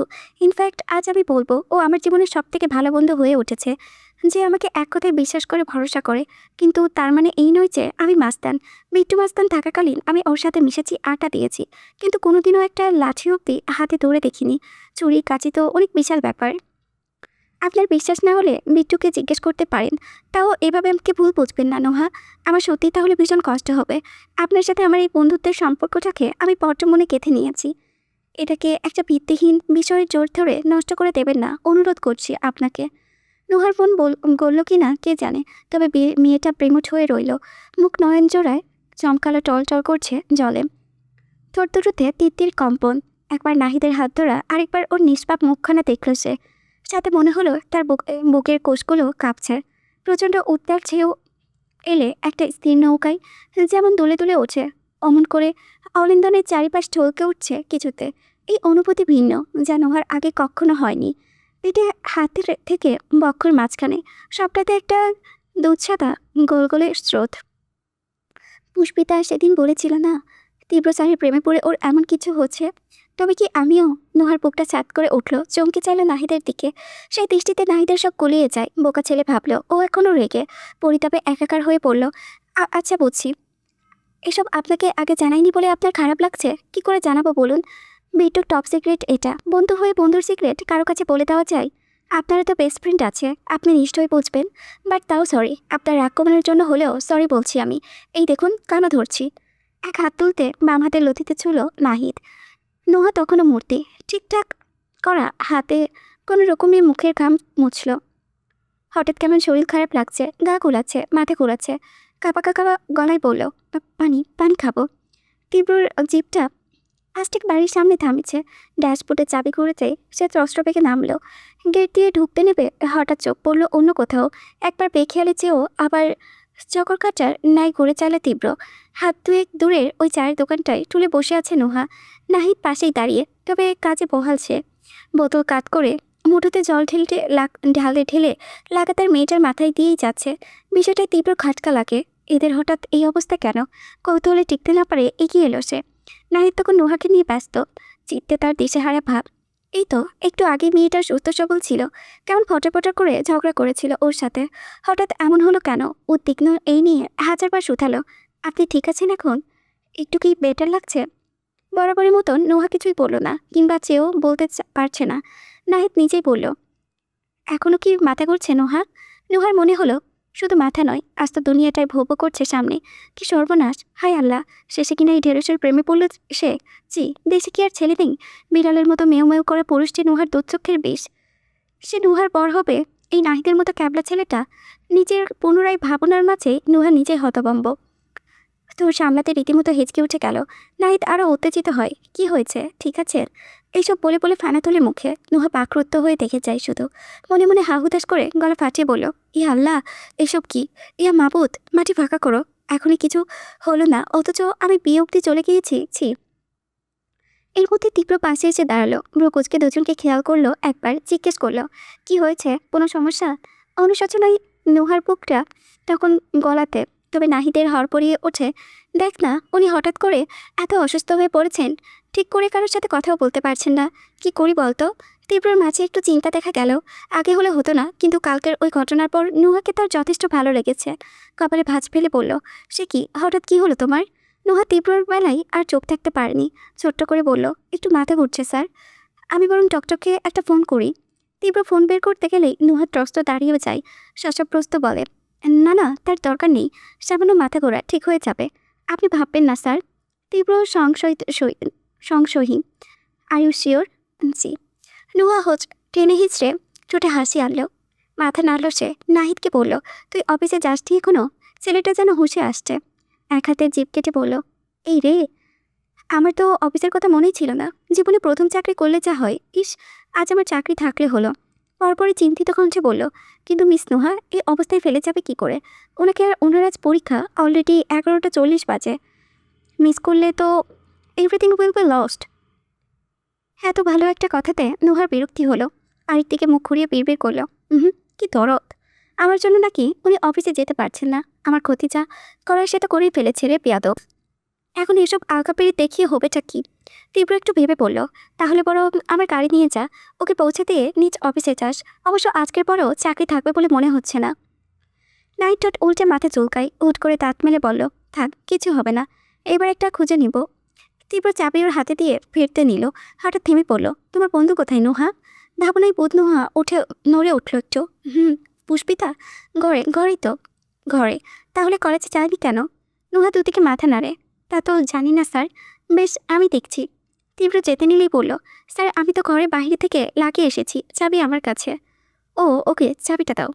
নুহা একটু ইতস্তত করলো। পুষ্পিতা বাড়িতে একা, তীব্র শত হলেও পুরুষ মানুষ, এভাবে বিশ্বাস করা ঠিক হবে? তার মুখবয়ব দেখেই তীব্র বুঝে নিল ব্যাপারটা। বলল, বনিতাহীন, এত ভয় পাওয়ার কিছু হয়নি। তোমার বন্ধু যদি পৃথিবীর একটি মানুষের কাছে সেফ থাকে, সেটা আমি। তীব্র গলার স্বর স্থির, বঙ্গুর তার চিবুককরণ। নোহা না চাইতো মিয়ে এলো প্রেমিকের এই আশ্বস্তিকরের কাছে। হাজারটা টানপড়নের মনেই রইল। ব্যাগ থেকে চাবি গোছা বের করে ঠিকই হাতে দিল ওর। তীব্র উল্কার মতো প্রস্থান নাই। সেদিকে চেয়ে দীর্ঘশ্বাস ফেলল মেয়েটা। প্রেমে মোচে এই বিট্টু মাস্তান সৃষ্টি নিবিষ্ট সার বনে গেছে। আচ্ছা, যদি সত্যিই নুহাও প্রেমে পড়ে, তাহলে কি হবে ও? সন্ন্যাসী? খোরশেদুলকে হাসপাতাল থেকে রিলিজ দেওয়া হয়েছে। কে বা কারা মেরেছে কিছু জানা না গেলেও পুলিশ কেসের আওতাধীনে এখন। তারা নিজেদের মতো হাসপাতালে এসে জিজ্ঞাসাবাদ করে গেলেন। সরকারি অফিস ভবনের সামনে একজন লোককে দিনে দুপুরে মেরে মানুষ হাসপাতালে পাঠালো। এসব তো ভালো কথা নয়। জানমালের নিরাপত্তার প্রশ্ন। খোরশেদুল মারাত্মক আহত হয়েছেন। বাম হাতের রেডিয়াস ভেঙে গেছে, জ্বলছেন। সারতে কমসে কম 4 মাসের সময় তো লাগবেই। হঠাৎ কোত্থেকে কি ঘটে গেল ভদ্রলোক নিজেও বুঝতে পারছেন না। তার তো কারোর সাথে বিরোধী নেই, আর না আছে লড়াই। হ্যাঁ, মামুন স্যার ভেতরে ভেতরে ছাই চাপা আগুনের মতো ফুঁসছেন। আজ 2 মাস যাবৎ বাসার ভাড়া তুলছেন না তিনি। কেন কি জন্য কিছু বলছিল না। খোরশেদ দিতে গেলেও জোর করে ফিরিয়ে দিচ্ছেন। কিন্তু এতে তো ওনার কোনো হাত নেই। তবে খোরশেদের ধারণা সে যে বিট্টু মাস্তান হুমকি দিয়ে গেল সেজন্যই এমন করেছে। আচ্ছা, কি ভাবছেন মামুন শাহ? বিট্টুকে তিনি ভাড়া করে এনেছিলেন, তারপর ভাড়ার থেকে বাঁচতে নাটক সাজিয়েছেন এভাবে? সেই রাগ রাগ থেকেই লোক দিয়ে মার খাওয়ায়নি তো? যারা এসেছিল ওদের তো ভাড়াটে গুণটাই লেগেছে। যেমন ফুলকি তোলা বহ্নির মতন হঠাৎ চিন্তাটা এসেছিল মাথায়, অমন করে নিভে গেল আবার। না না, তা কি করে হয়? ভদ্রলোক যেমন তেমন হলেও নিশ্চয় এতটা নিচে নামবেন না। কিন্তু প্রশ্ন তো রয়েই যাচ্ছে, ছেলেগুলোকে খোরশেদ এর আগে কোনোদিনও দেখেননি। তাহলে হুট করে কারো কথা ছাড়া, কোনো কারণ ছাড়াই ওনাকে এভাবে প্রহার করবে কেন? সব থেকে বেশি রাগ ছাড়ছে হাতের উপর। খোরশেদ যেন এই হাতে পাপের রাজত্ব বানিয়েছিল, এমনভাবে মেরেছে। ভাগ্যের সময় মতো ওইখানে পুলিশ টলে এসেছিল, না হলে তো। প্রস্তুত। খোরশেদ এক টুকরো পোড়া শ্বাস ফেললেন, বিষণ্ণ চোখে চাইলেন গলায় ঝোলানো হাতের পানে। সালমা বেগমের এত কষ্ট কষ্ট হতো তাতে। পুষ্পিতা যাওয়ার পর থেকে এই এতদিন অবধি স্বামীর সঙ্গে তার নীরব দূরত্ব ছিল। প্রয়োজন ব্যতীত একটা বাড়তি কথাও বলতেন না। কিন্তু স্বামী তো ভালোবাসেন। খোরশেদ এই ব্যতীত চাহনি সালমার বুকে মোচড় আনে, মাথায় হাত বুলিয়ে বলেন, চা খাবে? করে দেব? খোরশেদের ধ্যান ছুটে গেল, মাথা নাড়লেন উত্তরে। সালমা পাশে বসে বললেন, এত কি ভাবছো? হাত ভেঙেছে বলে কষ্ট হচ্ছে? হবে না? এই ভাঙা হাত নিয়ে এখন কাজ করবে কিভাবে? 6 মাসের জন্য একরকম পঙ্গু হয়ে গেলাম। খোরশেদের কথায় মনস্পতে সালমা বললেন, এসব উল্টাপাল্টা কথা ভেবো না তো। আল্লাহ বাঁচিয়েছেন যে বিপদের হাতের ওপর থেকে গেলেও যদি এর থেকেও ভয়ানক কিছু হতো তখন? খোরশেদের মুখে আধার কাটলো না, বিড়বিড় করলো দুঃখ নিয়ে। কারা যেন করলো এরকম? আমি তো কারো কোনো ক্ষতিই করিনি। সালমার মনে একটা নতুন সন্দেহর উদ্বেগ হয়েছিল। খোরশেদুল মন্ত্রণালয়ের চাকরিরত, ফাইলের পাশে ছুতোয় ঘুষ নেয় প্রায়। ভদ্রমহিলার এসব ভালো লাগে না। আরেকজনের রক্ত পানি করা রোজগার এমন অনৈতিকভাবে হাতাতে হবে কেন? তাছাড়া এসব ঘুষ টুস তো ইসলামেও হারাম। এ নিয়ে চাকরির পর থেকেই সালমার হাজারবার বুঝিয়েছেন। আর প্রতিবার খোরশেদ সংসারের দায়িত্বের একটা বিশাল ফর্দ হাতে তুলে দিতেন। সালমার কেন যেন মনে হলো এমন কেউ কাজটা করেছে কিনা, হয়তো খোরশেদের অন্যায় আবদারে রেগে গিয়ে। কিন্তু প্রসঙ্গটা নিয়ে হা করলেন না তিনি। মানুষটার এমনিতেও মন খারাপ, এসব বললে আরও কষ্ট পাবে। নীরবতার সুতো কেটে বললেন, তুমি বসো, আমি কিছু খাবার নিয়ে আসছি। এখন খাবো না, ভালো লাগছে না কিছু। তা বললে চলবে, ওষুধের সময় হয়েছে, একটু বসো। সালমা রান্নাঘরে পথ ধরলেন। খোরশেদ তখন হতাশটিতে শোবার ঘরে বিছানায় বসে। আচমকা কলিং বেল বাজল। খাটের এই কোনায় বসে সদর দরজাটা দেখে যায়। ওভাবে চেয়ে রইলেন খোরশেদুল। ভর দুপুরবেলা কে এলো এখন? গ্রামে তো তিনি খবর দিতে মানা করেছিলেন। আপা আম্মা বয়স্ক মানুষ, শুনলে কেঁদে কুটে অস্থির হয়ে থাকবে। খোরশেদ অপেক্ষায় রইলেন দরজা খোলার। উঠে যে এই অবধি যাবেন, এই এক ফোঁটা শক্তি নেই শরীরে। সমস্ত হাড়মোট চাই, টানটনে ব্যথা। কলিং বেলে বাজতেই রান্নাঘর থেকে হাঁক ছুড়লেন সালমা। রাহাত দরজাটা খোলো। ছেলেটা ওয়াশরুমে ছিল, বেরিয়ে এলো ত্রস্ত গতিতে। অমন করে উড়ে গেল দরজায়। ভাগ্য ভালো একদম উপরে চিটকানি কেউ তোলেনি, না হলে তো হাতাই পেত না রাহাত। নিচে চিটকানিটা টেনে সরল সে। দর খুলে ওপাশের মুখটা দেখে স্তব্ধ হয়ে পড়ল। তারপর অবাক হয়ে বলল, আপু? মিথিলা হাওয়ার বেগে এসেই জাপটে দিল ওকে। হাম্মাও করে কেঁদে কেঁদে বলল, আমার ভাই কেমন আছিস তুই? কতদিন পর দেখলাম আমার ভাই। মিথিলার কান্নাকাটি আর জড়িয়ে ধরে থেমেছিল না। রাহাতের ফোলা মুখটা দুহাতে নিয়ে অসংখ্য চুমু খেলো।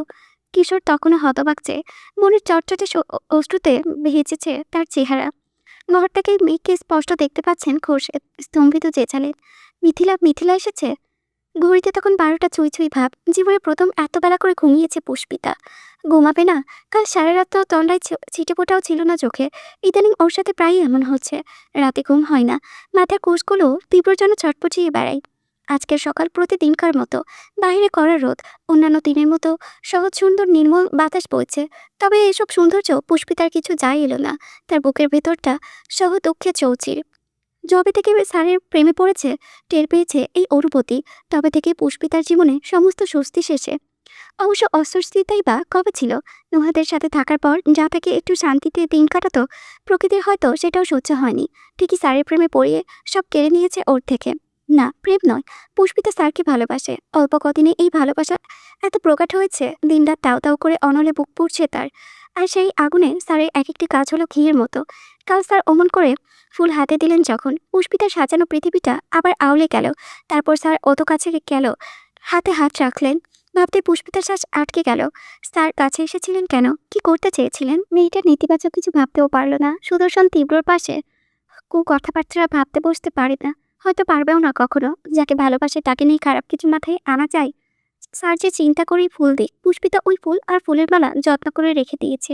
শুকিয়ে চমচে গেলেও ফেলবে না। যখন স্যার তার তনুজার বাবু হবে, ওদের দেখিয়ে বলবে, দেখো তোমার বাবা আমাকে দেওয়া প্রথম উপহার। স্যার আর তনুজার বাবু ভাবতেই পুষ্পিতার বুক মোচড়ে দেয়। এই জীবনে দুঃখ কি তার কম ছিল? তীব্র নামে আরেকটা দুঃখ, দুঃখ কপালে উড়ে এসে এলো যে। আচ্ছা, এই বিশ্ব ব্রহ্মাণ্ডেও কি তীব্র স্যার ছাড়া দ্বিতীয় পুরুষ ছিল না? কেন তনুজার ওনাকে ভালোবাসতে হলো? কেন বা পুষ্পিতা স্যারকে ভালোবাসতে গেল? পুষ্পিতার এই দুই দুনিয়া হয়ে যাওয়া অনুভূতি, বুকের মধ্যে কষ্টে লম্বা কালো দাগ, এসব দূর হবে কি করে? এই যে আজও ইচ্ছে করে কলেজ গেল না, কেন যায়নি? সেসব কি কেউ জানবে কখনো? স্যারের সাথে তনুজার কাল সত্যপ্রেম শুরু হয়েছে। নিশ্চিত ক্লাসে আজ অনেক চোখাচোখি হবে। তনুজা স্যারের সাথে কথা বলার, দেখার পর পাঠযোগ্যতে সেই তো ওকেই টেনে নেবে সাথে। আজকে এসব সহ্য করার শক্তি পুষ্পিতার নেই। এমনিতেও তনুজা যখনই স্যারের কথা ভাবে লজ্জা লজ্জা ভাব করতো। ওর তো প্রতিবার হৃদয় ছিঁড়ে যায়। আর সেখানে ওদের এই নব্য নব্য প্রেম কিভাবে দেখবে মেয়েটা? ভাবক পুষ্পিতা হাস্যোজ্জ্বল আকাশ দেখলো বিষাদ নিয়ে। কিন্তু কদিন পালিয়ে বাঁচবে এসব থেকে? এই পরিস্থিতির মুখোমুখি এক না একদিন তো হতেই হবে। পুষ্পিতা দীর্ঘশ্বাস গিলে নিল, ফিরে এলো ওয়াশরুমে। উদাস চিত্রে টুথব্রাশে পেস্ট ঘষছিল যখন আচমকা কারো পায়ের আওয়াজ এলো কানে। দরজা আটকানোর শব্দটাও পরিষ্কার, সাথে চাবির গোছার টুংটাং ধ্বনি। পুষ্পিতা ধরেই নিল নুহা এসেছে, কিন্তু ওর তো এখন আসার কথা নয়। একটু আগে দেখলো 12টা বাজে, নুহার পরীক্ষায় তো 12টায়। কি এলো তবে? উৎসুকে ত্রস্ত ওয়াশরুম থেকে বেরিয়ে এলো সে। গায়ে ওড়না নেই, আলো থালো চুল, ফোলা মৃগনয়নে একচোটে নিদ্রা, পরনের কামিজের দশা গোডাউনে জমে থাকা কাপড়ের মতো। এই অবস্থায় ঘরে পা রেখেই চমকে উঠল মেয়েটা। তীব্র দাঁড়িয়ে আছে, লম্বা চওড়া পুরুষে এতটা মুখোমুখি হয় প্রস্তুত পুষ্পিতার ছিল না।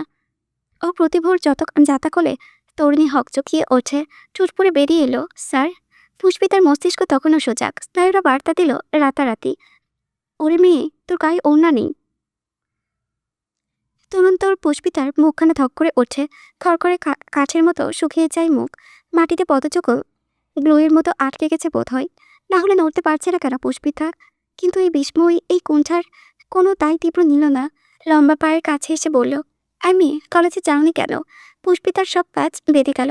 স্যার ঘরে কিভাবে এলো? চাবি পেলেন কোথায়? নুহা তো লক দিয়ে গেল। সব থেকে বড় কথা, অন্য ছাড়া একটা পুরুষের সামনে দাঁড়িয়ে আছে সে। হায় আল্লাহ, হায় হায়। পুষ্পিতা জবাবের থেকে পালিয়ে যাওয়াকে সহজ ভেবে নিল। পেছনে তো ওয়াশরুম, ওটার মধ্যে গিয়ে তোর আটকে দিলেই হবে। তড়িঘড়ি করে ছুটতে নিল সহসা। অমনি কোনোই টেনে ধরল তীব্র। পুষ্পিতার মুখ ফ্যাকাশে হয়ে যায়। তীব্র গড়গড়িয়ে প্রশ্ন ছড়ে, কি ব্যাপার? একটা প্রশ্ন করেছি আমি, শোনো দিন। কলেজে কেন গেলে না? পুষ্পিতা লজ্জায় চোখ খিচে রেখেছে, হাসপাস করে বলল, ইয়ে মানে আমি আসলে স্যার মানে। কোনো কথাই তীব্র স্পষ্ট শুনতে পেল না। পাবে কি করে? কুণ্ঠায় বেরিয়ে মেয়ের কণ্ঠনালীও প্যাঁচানো, বরং পুষ্পিতার কাঠ হয়ে দাঁড়িয়ে থাকায় আরও সন্দেহহান হলো। তর্জন দিয়ে পুরো কণ্ঠে, কি ব্যাপার? আমি কথা বলছি তো, এদিকে তাকাও। আচ্ছা, অভদ্র তো তুমি। কি হলো? তাকাও এদিকে। পুষ্পিতা উপায়হীন, অসহায়। তীব্র হাতে টান বসাতেই অবলার মতো করল সে, নেত্রপলক চোখের শ্বেতমণ্ডলে ঢুকে যেতে চাইছে। এই প্রশ্ন গুটিয়ে আসছে শরীরটা, এভাবেই যেন ডাকতে চাইছে ওড়নাবিহীন বক্ষ ভাঁজ। চিবুক ঠেকেছে গলার খাঁচে। কপালে কুচকে থাকা তীব্রর এতক্ষণে খেয়াল করল সবেতে, কিন্তু যতটা নেতি আছে পুষ্পিতা, তীব্রর মাঝে প্রভাবই পড়ল না। মুখাবয়বে তার একই রকম ঠাটপাটের রাজত্ব কেমন ছুঁড়ে ছুঁড়ে পড়ল। এত লজ্জা পাচ্ছ কেন? এসব ওড়নাটোর না, হোয়াট এভার, এগুলো দিয়ে আমার মাথা ব্যথা নেই। একটা সময় পর আমার সামনে তোমাকে এর থেকেও অনেক বাজে অবস্থায় থাকতে হবে। So leave it. এখন যা জিজ্ঞেস করেছি তার উত্তর দাও। পুষ্পিতা কিং কর্তব্য প্রেমোট। হ্যাঁ হলো পরন্ত ঠোঁট দুটো। স্যার কি এটা বললেন? অবচা ইঙ্গিতে ঝাপসা রূপ বুঝতেই মেয়েটার প্রাণ টপকে গলায় চলে আসে। গোটা দুনিয়া চোখের সামনে ঠক্কর কাটে দুবার। নুহার যেমন অবস্থা হয়েছিল বাইরে, পুষ্পিতারও অমন হলো। একই রকম আইটাই করে বলল, তো পানি, পানি খাবো। জন হাত খোলা দুপুর, জ্বলন্ত সূর্যটা গাড়ির সাথে পাল্লা দিয়ে ছুটছে। ড্রাইভিংয়ে নাহিদ একেবারেই আনাড়ি। শিখে রাখা দরকার, তাই শিখেছিল। শেষ কবে হুইল করিয়েছে মনেও নেই। তীব্রর ভারী জিপ সামলাতে বেশ কসরত করতে পড়েছে বেচারা। এক একটা ঢালে লেগে গাড়ির চাকার হাওয়ায় ভেসে উঠেছে। এত সাবধানে চালাচ্ছে নাহিদ, ভাগ্যিস। অবশ্য শহরের মেইন রোড হলে এতক্ষণে মর্গে থাকতে হতো। নাহিদের মুসুবিতের চকায় দাঁড়িয়ে আছে নোহা পরীক্ষার জন্য। বেঁধে দেওয়া সময়টা তরতরে এগিয়ে যাচ্ছে তার। 12টা পেরিয়েছে, হয়তো এত সময় হল ভর্তি করে বসে গেছে সবাই। পরীক্ষা কি শুরু হলো? ঠিক সে সময় পৌঁছাতে পারবে তো সে? দেরি করলে ঢুকতে দেবে তো? অথচ নোহার মাঝে এসব নিয়ে বিশেষ উদ্বিগ্ন নেই। নাহিদের পাশের সিটে কঠিন হয়ে বসে আছে মেয়েটা, মুখের ভেতর কিছু সশব্দে ধুকপুকানির রেশ। তারা মিছিল তুলেছে, স্লোগান দিচ্ছে, একের পর এক দাবিতে নাভিশ্বাস দশায় ফেলেছে কখনো। এই যে ও নাহিদের প্রেমে পড়ল, এতে যে পুরো পৃথিবীটাই চট করে বদলে গেল আজ। এরপর থেকে সেও মরবে পুষ্পিতার মতো চালায়, যন্ত্রণায় উদাসীনতায়। অবশ্য পুষ্পিতাকে তো তীব্র স্যার ভালোবাসে, আস্ত একটা দুনিয়া ভেঙে গড়িয়ে দিতে পারেন ওকে পাওয়ার জন্য। কিন্তু নাহিদ, ঢেরসটা কি ওকে ভালোবাসে? নোহা আর চোখে একবার দেখলো ওকে, ছেলেটার হাবভাব, ব্যস্ততা। এক হাতে হুইল আটকে অন্য হাতে ঘড়ি দেখছে বারবার। দু কাঁধে যে দায়িত্বের একটা বড় ভার, নোহাকে পরীক্ষার হলে পৌঁছে দেওয়া, সেটা তার অক্ষরে অক্ষরে পালন করা চাই। পাশে বসা মেয়েটার দিকে কি আদৌ কোনো খেয়াল আছে যে মেয়ের আড়াআড়ি দিগন্তের বিস্তৃতিতে এখন থেকে শুধুই একটা সূর্য উঠবে, আর তার নাম হবে নাহিদ? এসব কি বুঝবে সে? বুঝবে কেন? যার দেহ মন প্রাণ সব জুড়ে অন্য কেউ, যার ছবি লোকটা এখনো ওয়ালেটে নিয়ে ঘোরে, যার প্রসঙ্গ উঠতেই তার কণ্ঠ ভিজে আসে, সেই মানুষটাকে টপকে ওনার মনে কি আদৌ জায়গা পাবে নোহা? নোহার উদ্ভুত ভাবনার তল হতেই একটা দীর্ঘশ্বাস ঠোকরে এলো বুকে। সেটি পুষ্পিতাকে কত গর্ব করে বলেছিল, আমি কখনোই প্রেমে পড়বো না। অথচ কি হলো? পড়লো তো পড়লো, এই মিনমিনে লোকের প্রেমে। ইস, এই ব্যথা, এই আফসোস কাকে দেখাবে নোহা? যে দেখবে সে নিশ্চয়ই অট্টহাসিতে ফেটে পড়বে ওর ওপর। নোহার মন খারাপ পারল, হতাশ চিত্তে সিটে মাথা এলিয়ে দিতেই নাহিদ ফিরল এদিকে। কণ্ঠে তার একই রকম উদ্বেগ। আপনার কি এখনো মাথা ঘুরছে? নোহা ছোট্ট করে একটু ঢোক গেল, দুপাশে মাথা নেড়ে নিশ্চুপ। নাহিদের স্বস্তি হলো না তাও। মেয়েটা এত কথা বলে, এত চটপটে, হঠাৎ এমন চুপসে গেল কেন? আচ্ছা, ওনার রাগ কি এখনো কমেনি? কি ঠিক করেছে? সত্যি ওর সাথে কথা বলবে না? নাহিদ কোমল কণ্ঠে ডাকলো, মিস নোহা। নোহা গম্ভীর ভাবনায় বোধ মেয়েটা উত্তর দিল না। নাহিদের সন্দেহ প্রকাশ হলো। নোহার ডান হাতটা পাশেই ছিল ওর, টস্ট তার উপরে হাত রাখলো নাহিদ। মেয়েটা চমকে ওঠে কিছু। সিটে লেপ্টে থাকা মস্তিষ্ক ততবার শটান করে ফেললো। নাহিদ শিশুদের মতো শুধালো, রাগ কি ভাঙেনি? এখনো আমার উপর ক্ষেপে আছেন? নোহা কি বলবে বুঝতে পারছে না। জিভে টোকায় কিংবা মনে, জবাব নেই তার। নাহিদের আশেপাশে থেকে মন হারানো যে অদম্য শক্তি হয়ে গিয়েছে, সেটা ক্ষতিপূরণ কে দেবে এখন? এই জন্যই আগুনে আর বরফ পাশাপাশি রাখতে নেই। কিন্তু এখানে ওনারই বা কি দোষ? নোহা যে চেঁচে এই ক্ষতি রেখেছে, প্রেমে পড়েছে আগ বাড়িয়ে। নাহিদ তো আর প্রেমে পড়তে বলেনি, তাহলে অহেতুক রাগ দেখিয়ে লাভ কি? শক্ত মুখটা হঠাৎ নরম হলো নোহার। অল্প হেসে জানালো, না। এতক্ষণে স্বস্তি পেল নাহিদ। নোহার হাসি তার ছোট্ট একটা উত্তরে বুক ফুলিয়ে লম্বা শ্বাস টানল। যাক বাবা, বাঁচলেন। আপনি যখন বললেন না আমার সাথে আর কখনো কথা বলবেন না, আমার যে কিছু খারাপ লাগছিল। নোহা আর কিছু বলেনি। কাজ পিঠের রাস্তায় একভাবে যে রইল। দেখতে দেখতে ওর ভার্সিটির চওড়া সাইনবোর্ডের নৈকট্যে এলো। নাহিদ ব্রেক কষতেই জোরের মতো নেমে গেল নোহা। দুপা পিছিয়ে পিছু ফিরল আবার। নাহিদ প্রফুল্ল হেসে বলল, অল দ্য বেস্ট। নোহার নিশ্চুপতা সৌজন্যবোধ কাটাতে পারেনি আজ। চুপচাপ হাঁটা ধরল সে। ক্ষুদ্র শরীরটা আস্তে ধীরে ক্যাম্পাসের ভেতরে ঢুকে যায়। নাহিদ এত শান্ত, এত শত ভাবল না। যষ্টচিত্রে গাড়ি ঘোরালো। একটা দায়িত্ব শেষ। এখানে অফিস ছোটার পালাও, যদিও চাকরি নেই কনফার্ম, তাও একবার দেখে আসবে না হয়। রান্নাঘর ছেড়ে একসময় ঝড়ের মতো ছুটে এসেছে সালমা। খসে তো গায়ের পাতা নিয়ে বসে থাকতে পারেননি। সব মিলিয়ে বসা করে ছোটখাটো পরিবারটার বিস্তার এক মিলন মেলা বইল। মিথিলা শুধু কাছে, চোখের সামনে যেন শতাব্দীর বন্যা। গলা বুক শাড়ির ভাঁজে ভিজে চোপসেছে তাতে। সালমাকে বেগম হাঁসফাঁস করছে। মেয়ের কান্নায় আপনা আপনি জল এসেছে চোখে। খোরশেদের ভেতরটাও ওইরকম উত্তাল, উন্মুক্ত হয়ে মেয়েকে দেখছেন তিনি। দুজনে কেউই কিছু বুঝতে পারছেন না। প্রশ্ন অনেক, উত্তর নেই। মিথিলা হঠাৎ কোত্থেকে এলো, কোনো রকম খবর না দিয়ে, না বলে। আর চেহারার কি অবস্থা! ভদ্রলোক কাতর চোখে মেয়েটাকে ভালো করে দেখলেন। পরনে হাফ সিল্কের সাদামাটা শাড়ি, কোনো মতে হাত খোপা করা চুল, একটা ভারী লাগেজ ছাড়া কিচ্ছু নেই। মুখখানা দেখো, শুকিয়ে এইটুকুনি, যেন কতকাল ঠিক করে খায়নি। চোখের নিচেও তো কালি পড়েছে। হায় আল্লাহ, কি বিয়ে তার বিদেশ গিয়ে কি হয়ে এলো! মিথিলা তখন মায়ের বুকে দুহাতে আষ্টে পিষ্টে জড়িয়ে ধরে হু হু করে কাঁদছে। খোরশেদ কিছু জিজ্ঞেস করতে চেয়েও ঠোঁট টাবিয়ে নিলেন। রাহাত শোবার ঘর থেকে টেবিলের ফ্যান টেনে টুনে আনলো। বসা করে সিলিং ফ্যানের বাতাস কম। মিথিলা এসেই গেবে কেমন চটচটে হয়ে গেল। ফ্যানটাকে সেট করে পুরীর দিকে ঘুরিয়ে রাখলো সে। কিছু যখন বলতে যাবে, সালমা বেগম চোখের ইশারায় চোখ বোঝালেন। উদ্বিগ্ন রাহাত ততপর থেমে গেল। ভদ্রমহিলা মেয়ের পিঠে বিশ্রান্ত হাত বোলাচ্ছে। কেঁদে কুটে তার হেঁচকি তোলার দশা। কোনো বড়সড় ঘটনা যে ঘটেছে সালমা বুঝতে বাকি নেই। ভেতরটাও গু ডাকছে কেমন। ই আল্লাহ, আজকে একটা বিপদ গেল। আবার কি অপেক্ষা করছে কে জানে। মিথিলাকে হেঁচকি তুলতে দেখে আবার ভেতরের ঘরে ছুটে গেল রাহাত। এবার ফ্যান নয়, পানি নিয়ে এসেছে। সাথে রেখেছে এক বক্স টিস্যু। বোনের টুকটাক যত্ন নেওয়ার প্রায় সে যথাসম্ভব শেষ করে তবেই দম নিল ছেলেটা। মিথিলা সময় নিয়ে সামনে উঠল নিজেকে। হেঁচকিটা যখন বন্ধ হলো একটু, সালমা বেগম মোলায়েম কণ্ঠে ডাকলেন, মিথিলা, আম্মু ঠিক আছে তুমি? মেয়েটা মুখ তুলল বুক থেকে, নাক টেনে মাথা নাড়ল আস্তে। রাহাত ত্রস্ত গ্লাস বাড়িয়ে ধরে, পানি খাওয়াবো, গলা শুকিয়ে গেছে না? এতটুকু মানুষ অথচ যত্নের পোহরে মিথিলার বুকের কষ্টটা আরো তলা পাকিয়ে উঠল। এই ভাইটাকেও কত অবহেলা করেছে একসময়। কাছে ডেকেছে, কখনো আদর করেছে কিনা বলতেই পারবে না। চোখ দুটো তার আক্ষেপে ভিজে উঠল আবার। খোরশেদুল মুখ খুললেন এতক্ষণে, রই সই শুধালেন, কি হয়েছে মা, তোমার এই অবস্থা কেন? মিথিলা চুপ করে মাথা নুইয়ে রইল। সালমা বললেন, পলাশ আসেনি? ওই কি তোকে বাড়ির সামনে দিয়ে গেল?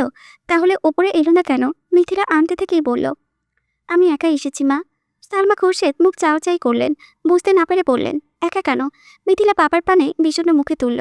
মনের ভিতরে স্রোতের মতো বিষাদ উকলে দেওয়ার প্রস্তুতি নিল কেবল।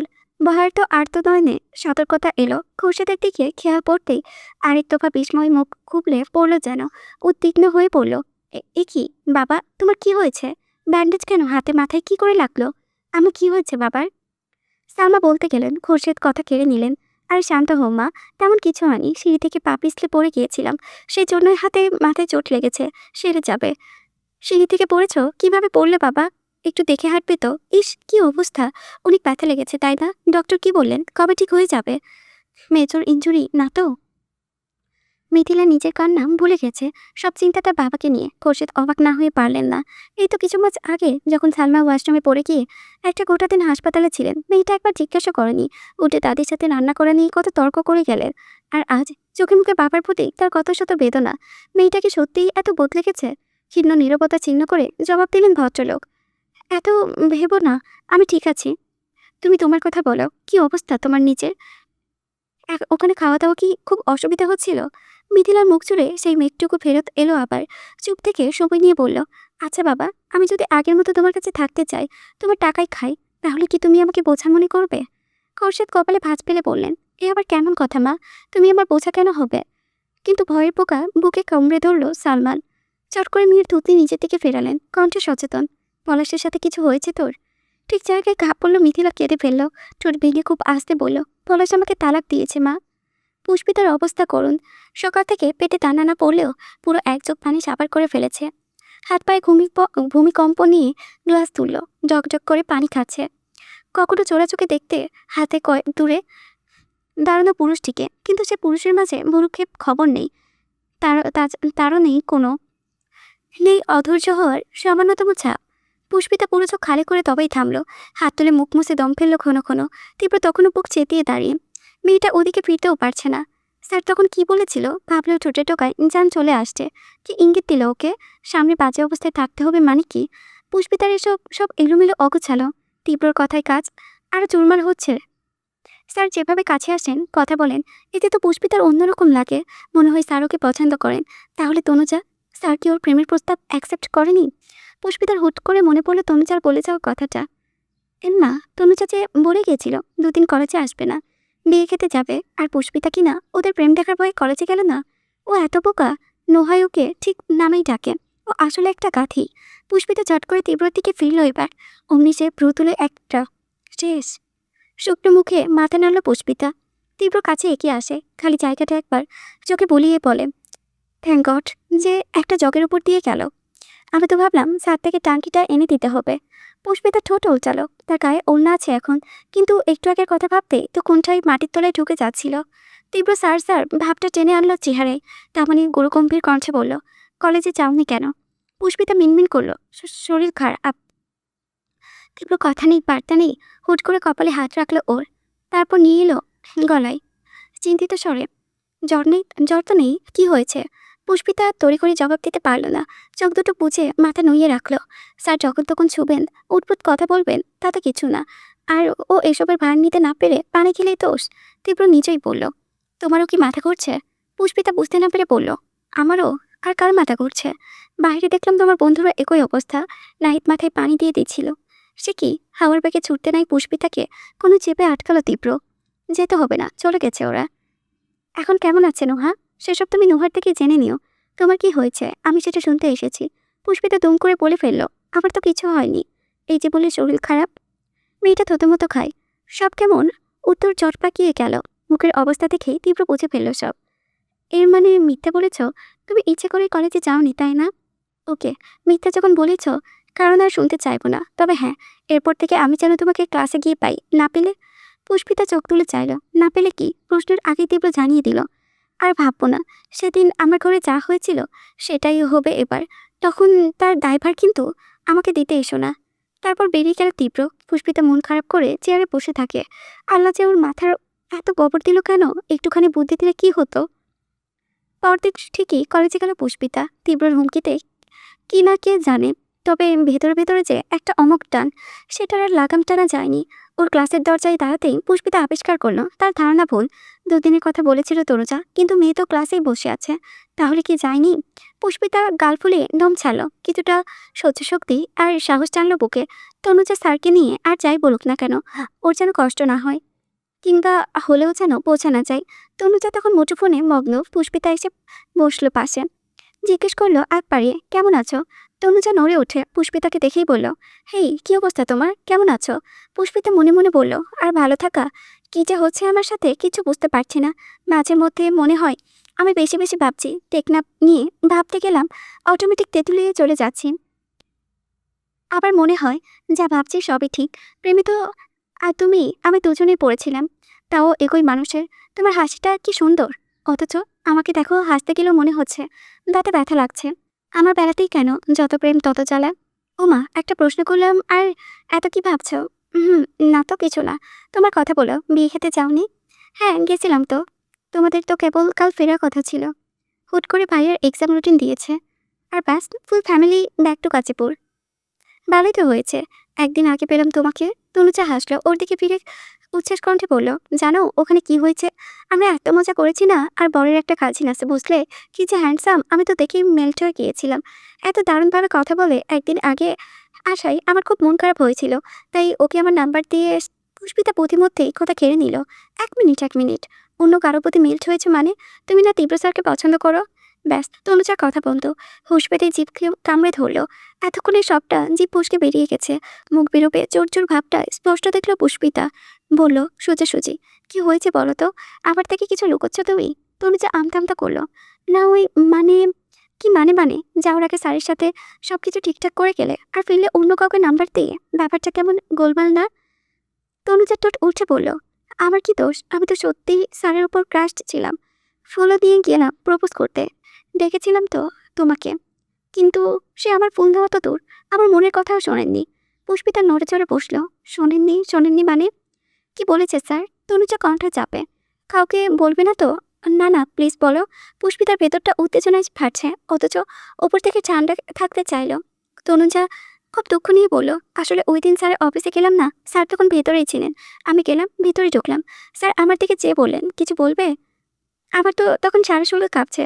কোনো রকম পিঠ থেকে লুকানো হাতটা সামনে বাড়িয়ে ধরেছি। যেই হাঁ করে বলতে যাবো কিছু, স্যার এমন এক ধমক দিল আমাকে, আমি ভালোবাসার বটাও আর মুখে আনতে পারিনি। ওখান থেকে এক দৌড়ে পালিয়ে এসেছি জানো। স্যার যে কেন করলেন এমন, আমি কি সুন্দর করে তো বলা তো। পুষ্পিতা হতবাক স্তব্ধ। তনুজা নিজে নিজেই বলল, কথাটা শুনে আমার তোমার খারাপ লাগছে তাই না? আমারও রেখেছিল জানো। হ্যাঁ, আমি একটু ঘন ঘন ওর ওপর ক্রাশ খাই, কিন্তু স্যারকে তো পার্মানেন্ট রাখতে চেয়েছিলাম। স্যার সেটা বুঝলই না। নিষ্ঠুরের মতো আমাকে ধমক দিয়ে পাঠিয়ে দিল। পুষ্পিতার বিমূর্ততাই খেয়াল করলো তনুজার কথায় মন খারাপ, কিন্তু চেহারায় এত কষ্ট পাওয়ার সেটা বোঝাও নেই। হলে আছি না হলে দিই ভাব নেই। চটপট করে শুধালো, তাহলে এখন এখন কি করবে তুমি? স্যারকে বলে যাবে? তনুজা কাঁধ উছালো। কি করব? ওই দিন ওরা ধমক শুনেই তো বুঝেছি ওনাকে দিয়ে আমার পোষাবে না ভাই। আরে বাবা, কোনো ছেলে মেয়েদের হাতে ফুল দেখলে অমন আগুন চোখে চাই, আউট বলে চিৎকার করে ওঠে। আমি যদি ভয়ের চোটে ওখানে পড়ে যেতাম, তার দায়টা কে নিত? কিন্তু স্যার তো, তুমি ভালোবাসো স্যারকে তুমি। উফ, তুমিও না পুষ্পিতা, সবকিছু এত সিরিয়াসলি ভাবে ধরে বসো কেন? গ্রো আপ ভাই। স্যারকে প্রথম থেকে শুধু আমার কেন, কলেজের অর্ধেক মেয়ের ভালো লেগে গেছিল। আমি তার মধ্যে প্রপোজ করতে গিয়ে ধমক একটা ধমক শুনে এসেছি। এখন কথা হলো, একটা ছ্যাঁকা খেয়েছি বলে সারা জীবন কি আর শোকে ব্যাকা হয়ে থাকবো? মুভ অন করতে হবে না? কতটুকু বয়স আমার? এখনো তো ঠিক করে জীবনটাকে উপভোগ করতে পারিনি। আর তুমি সেদিন ঠিকই বলেছিলে বুঝলে? আমিও ভেবে দেখলাম শিক্ষক আসলে মা-বাবার সমান। তাই স্যারের কথা মাথা থেকে ঝেড়ে আমি সামনে এগিয়ে যাওয়ার কথা ভাবছি। ওই জন্যই বিয়েবাড়িতে একজনকে ভালো লাগলেও ভাবলাম স্যারকে না হয় মন দিয়েই দাফন দিয়ে দিব। পুষ্পিতা পাথর হয়ে থাকলো, নড়ল না, চড়ল না, কিছু বললও না। তনুজার কথায় তার মাথার উপরে আকাশ ভাঙার দশা। এই মেয়ে কথায় কথায় ক্রাশ খায়, স্যারের ওপর ক্রাশ থেকে প্রপোজ করতে গিয়েছিল। বারোটালো কিচ্ছু বাসে না, ওর মতো তো নয়। এক ধমকেই যে অন্য ছেলের দিকে ইউটার্ন নেয়। তার পছন্দ অপছন্দ নিয়েও যথেষ্ট সন্দেহ। আর স্যার তনুজার থেকে ফুলই লাইনি, অ্যাকসেপ্ট করা তো দূরের কথা, অথচ সে কিনা এত কিছু ভেবে ফেলেছে। কষ্টে দুঃখে তনুজার আর স্যারের বাবু অব্দি চলে গেছে। হে আল্লাহ, বুকের মাথায় কবর থাকে, ওর মাথায় নিশ্চয়ই তাও নেই। পুষ্পিতা পুতুলের মতো উঠে দাঁড়ালো। তনুজা কোথায় কোথায় যাচ্ছ? উত্তরে পুষ্পিতা কিছু বলেনি, অত বিহুপুল মুখে কথা আসতেই না। চুপচাপ চলে এলো বাহিরে। লোকের চোখ এড়াতেই নিচে গালে সপাটে একটা চর বসালো। তারপর বিড়বিড় করলো রেগে মেগে, যে পুষ্পিতা, তোর তো কাঁথা হওয়ার যোগ্যতাও নেই। পুষ্পিতা কিছুক্ষণ নিজের উপর ফুসলো, কখনো রাগে কখনো দুঃখে। একটা মিথ্যা মিথ্যা আন্দাজের ট্রেড ধরেই কত কষ্টই না পাচ্ছিল ও কদিন। সারি থেকে দূরেও যাবে ভেবেছিল, ইস ভালোবাসার জোরে ভাগ্যিস যেতে পারেনি। গেলে এই আফসোস, এই পরিতাপ কাকে দেখাতো পুষ্পিতা? মেয়েটার হঠাৎ করে চোখে পড়লো কলেজের ওপরের দালানে। করিডোর দিয়ে কোথাও একটা হেঁটে যাচ্ছে তীব্র। ক্লাসে ঘন্টাও পড়লো তখনই, সবাই ভেতর ঢুকলো। কয়েকজন শিক্ষক বেরিয়ে এলেন টিচার্স রুম হতে। অথচ পুষ্পিতা ভুলে গেল সব। সব মানে সব, ইহকালের এই মুহূর্তকে তুচ্ছ করে তীব্রর উদ্দেশ্যে ছুটল সে। পুষ্পিতার বুড়ির ভেতর গলা ফাটল। ক্লাস করলাই যাক এই মুহূর্তে, আপনার থেকে আমার কিচ্ছু দামি জিনিস নয়। আমি আর আপনাকে ভুল বুঝবো না স্যার, আর কখনো না জেনে বুঝে আপনাকে নিয়ে উল্টাপাল্টা ভাববো না। তরুণীর অন্তর্পটে তোলপাড় ছাপলো, ফেললো মুখাবিরবে। কিন্তু এত অবক্ত কথা তীব্র কি বুঝবে? হয়তো হয়তো না।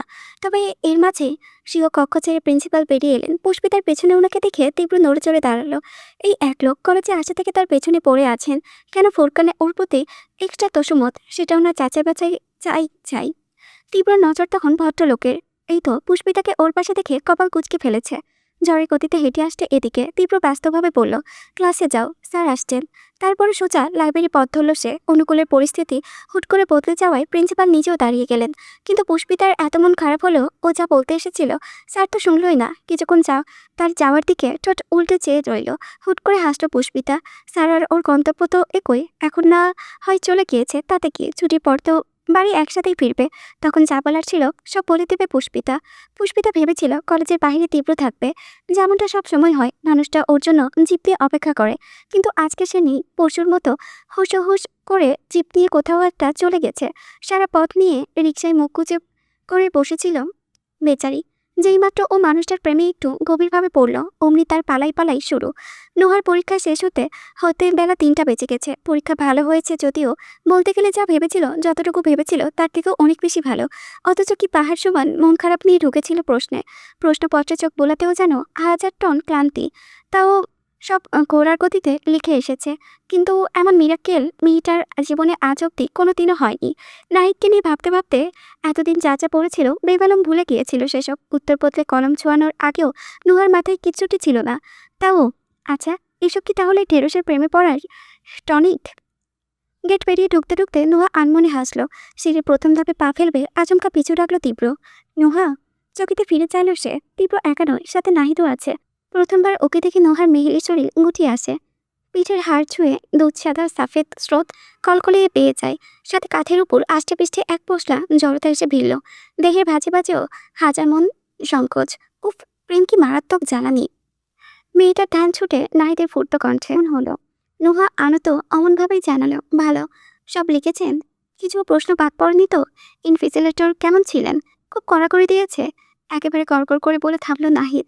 তীব্র বিরক্তি চোখে চাইতেই ফের মিয়ে এলো কিছুটা। কি হলো, এভাবে দেখছিস কেন? আমি কি বললাম? মুখটা বন্ধ রাখলে আমি একটু বলি। ঠোঁট উল্টে ঘাড় নাড়ল নাহিদ।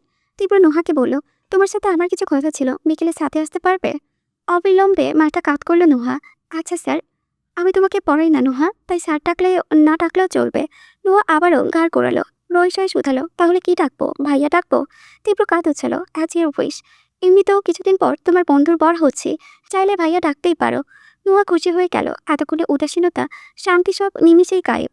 ফুর্তি চিত্তে বলল, সত্যি আমি আপনাকে ভাইয়া ডাকবো? কি যে খুশি লাগছে। আসলে আমি তো মা বাবার একমাত্র মেয়ে। একটা বড় ভাইয়ের খুব শখ ছিল আমার, জানেন।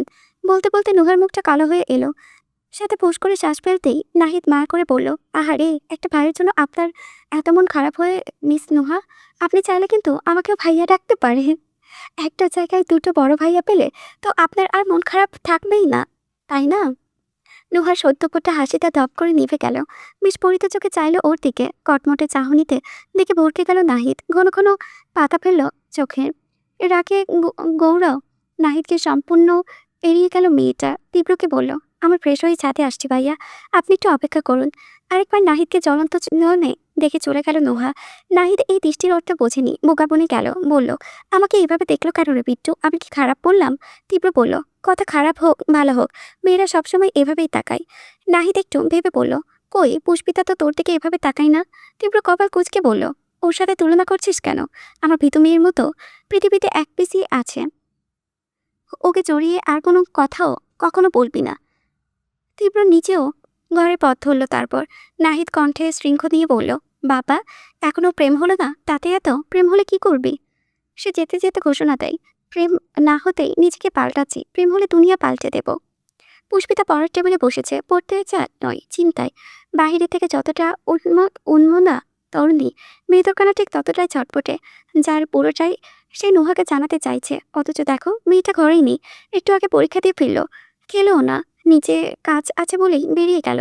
আবার গেছে তো গেছে, বাইরে থেকে দরজা হুকটা অব্দি টেনে দিয়ে গেছে। পুষ্পিতা যে ওকে খোঁজার অজুহাতে একটু তীব্র ফ্ল্যাটে উকিঝুঁকি দেবে, সেও বা হচ্ছে কই।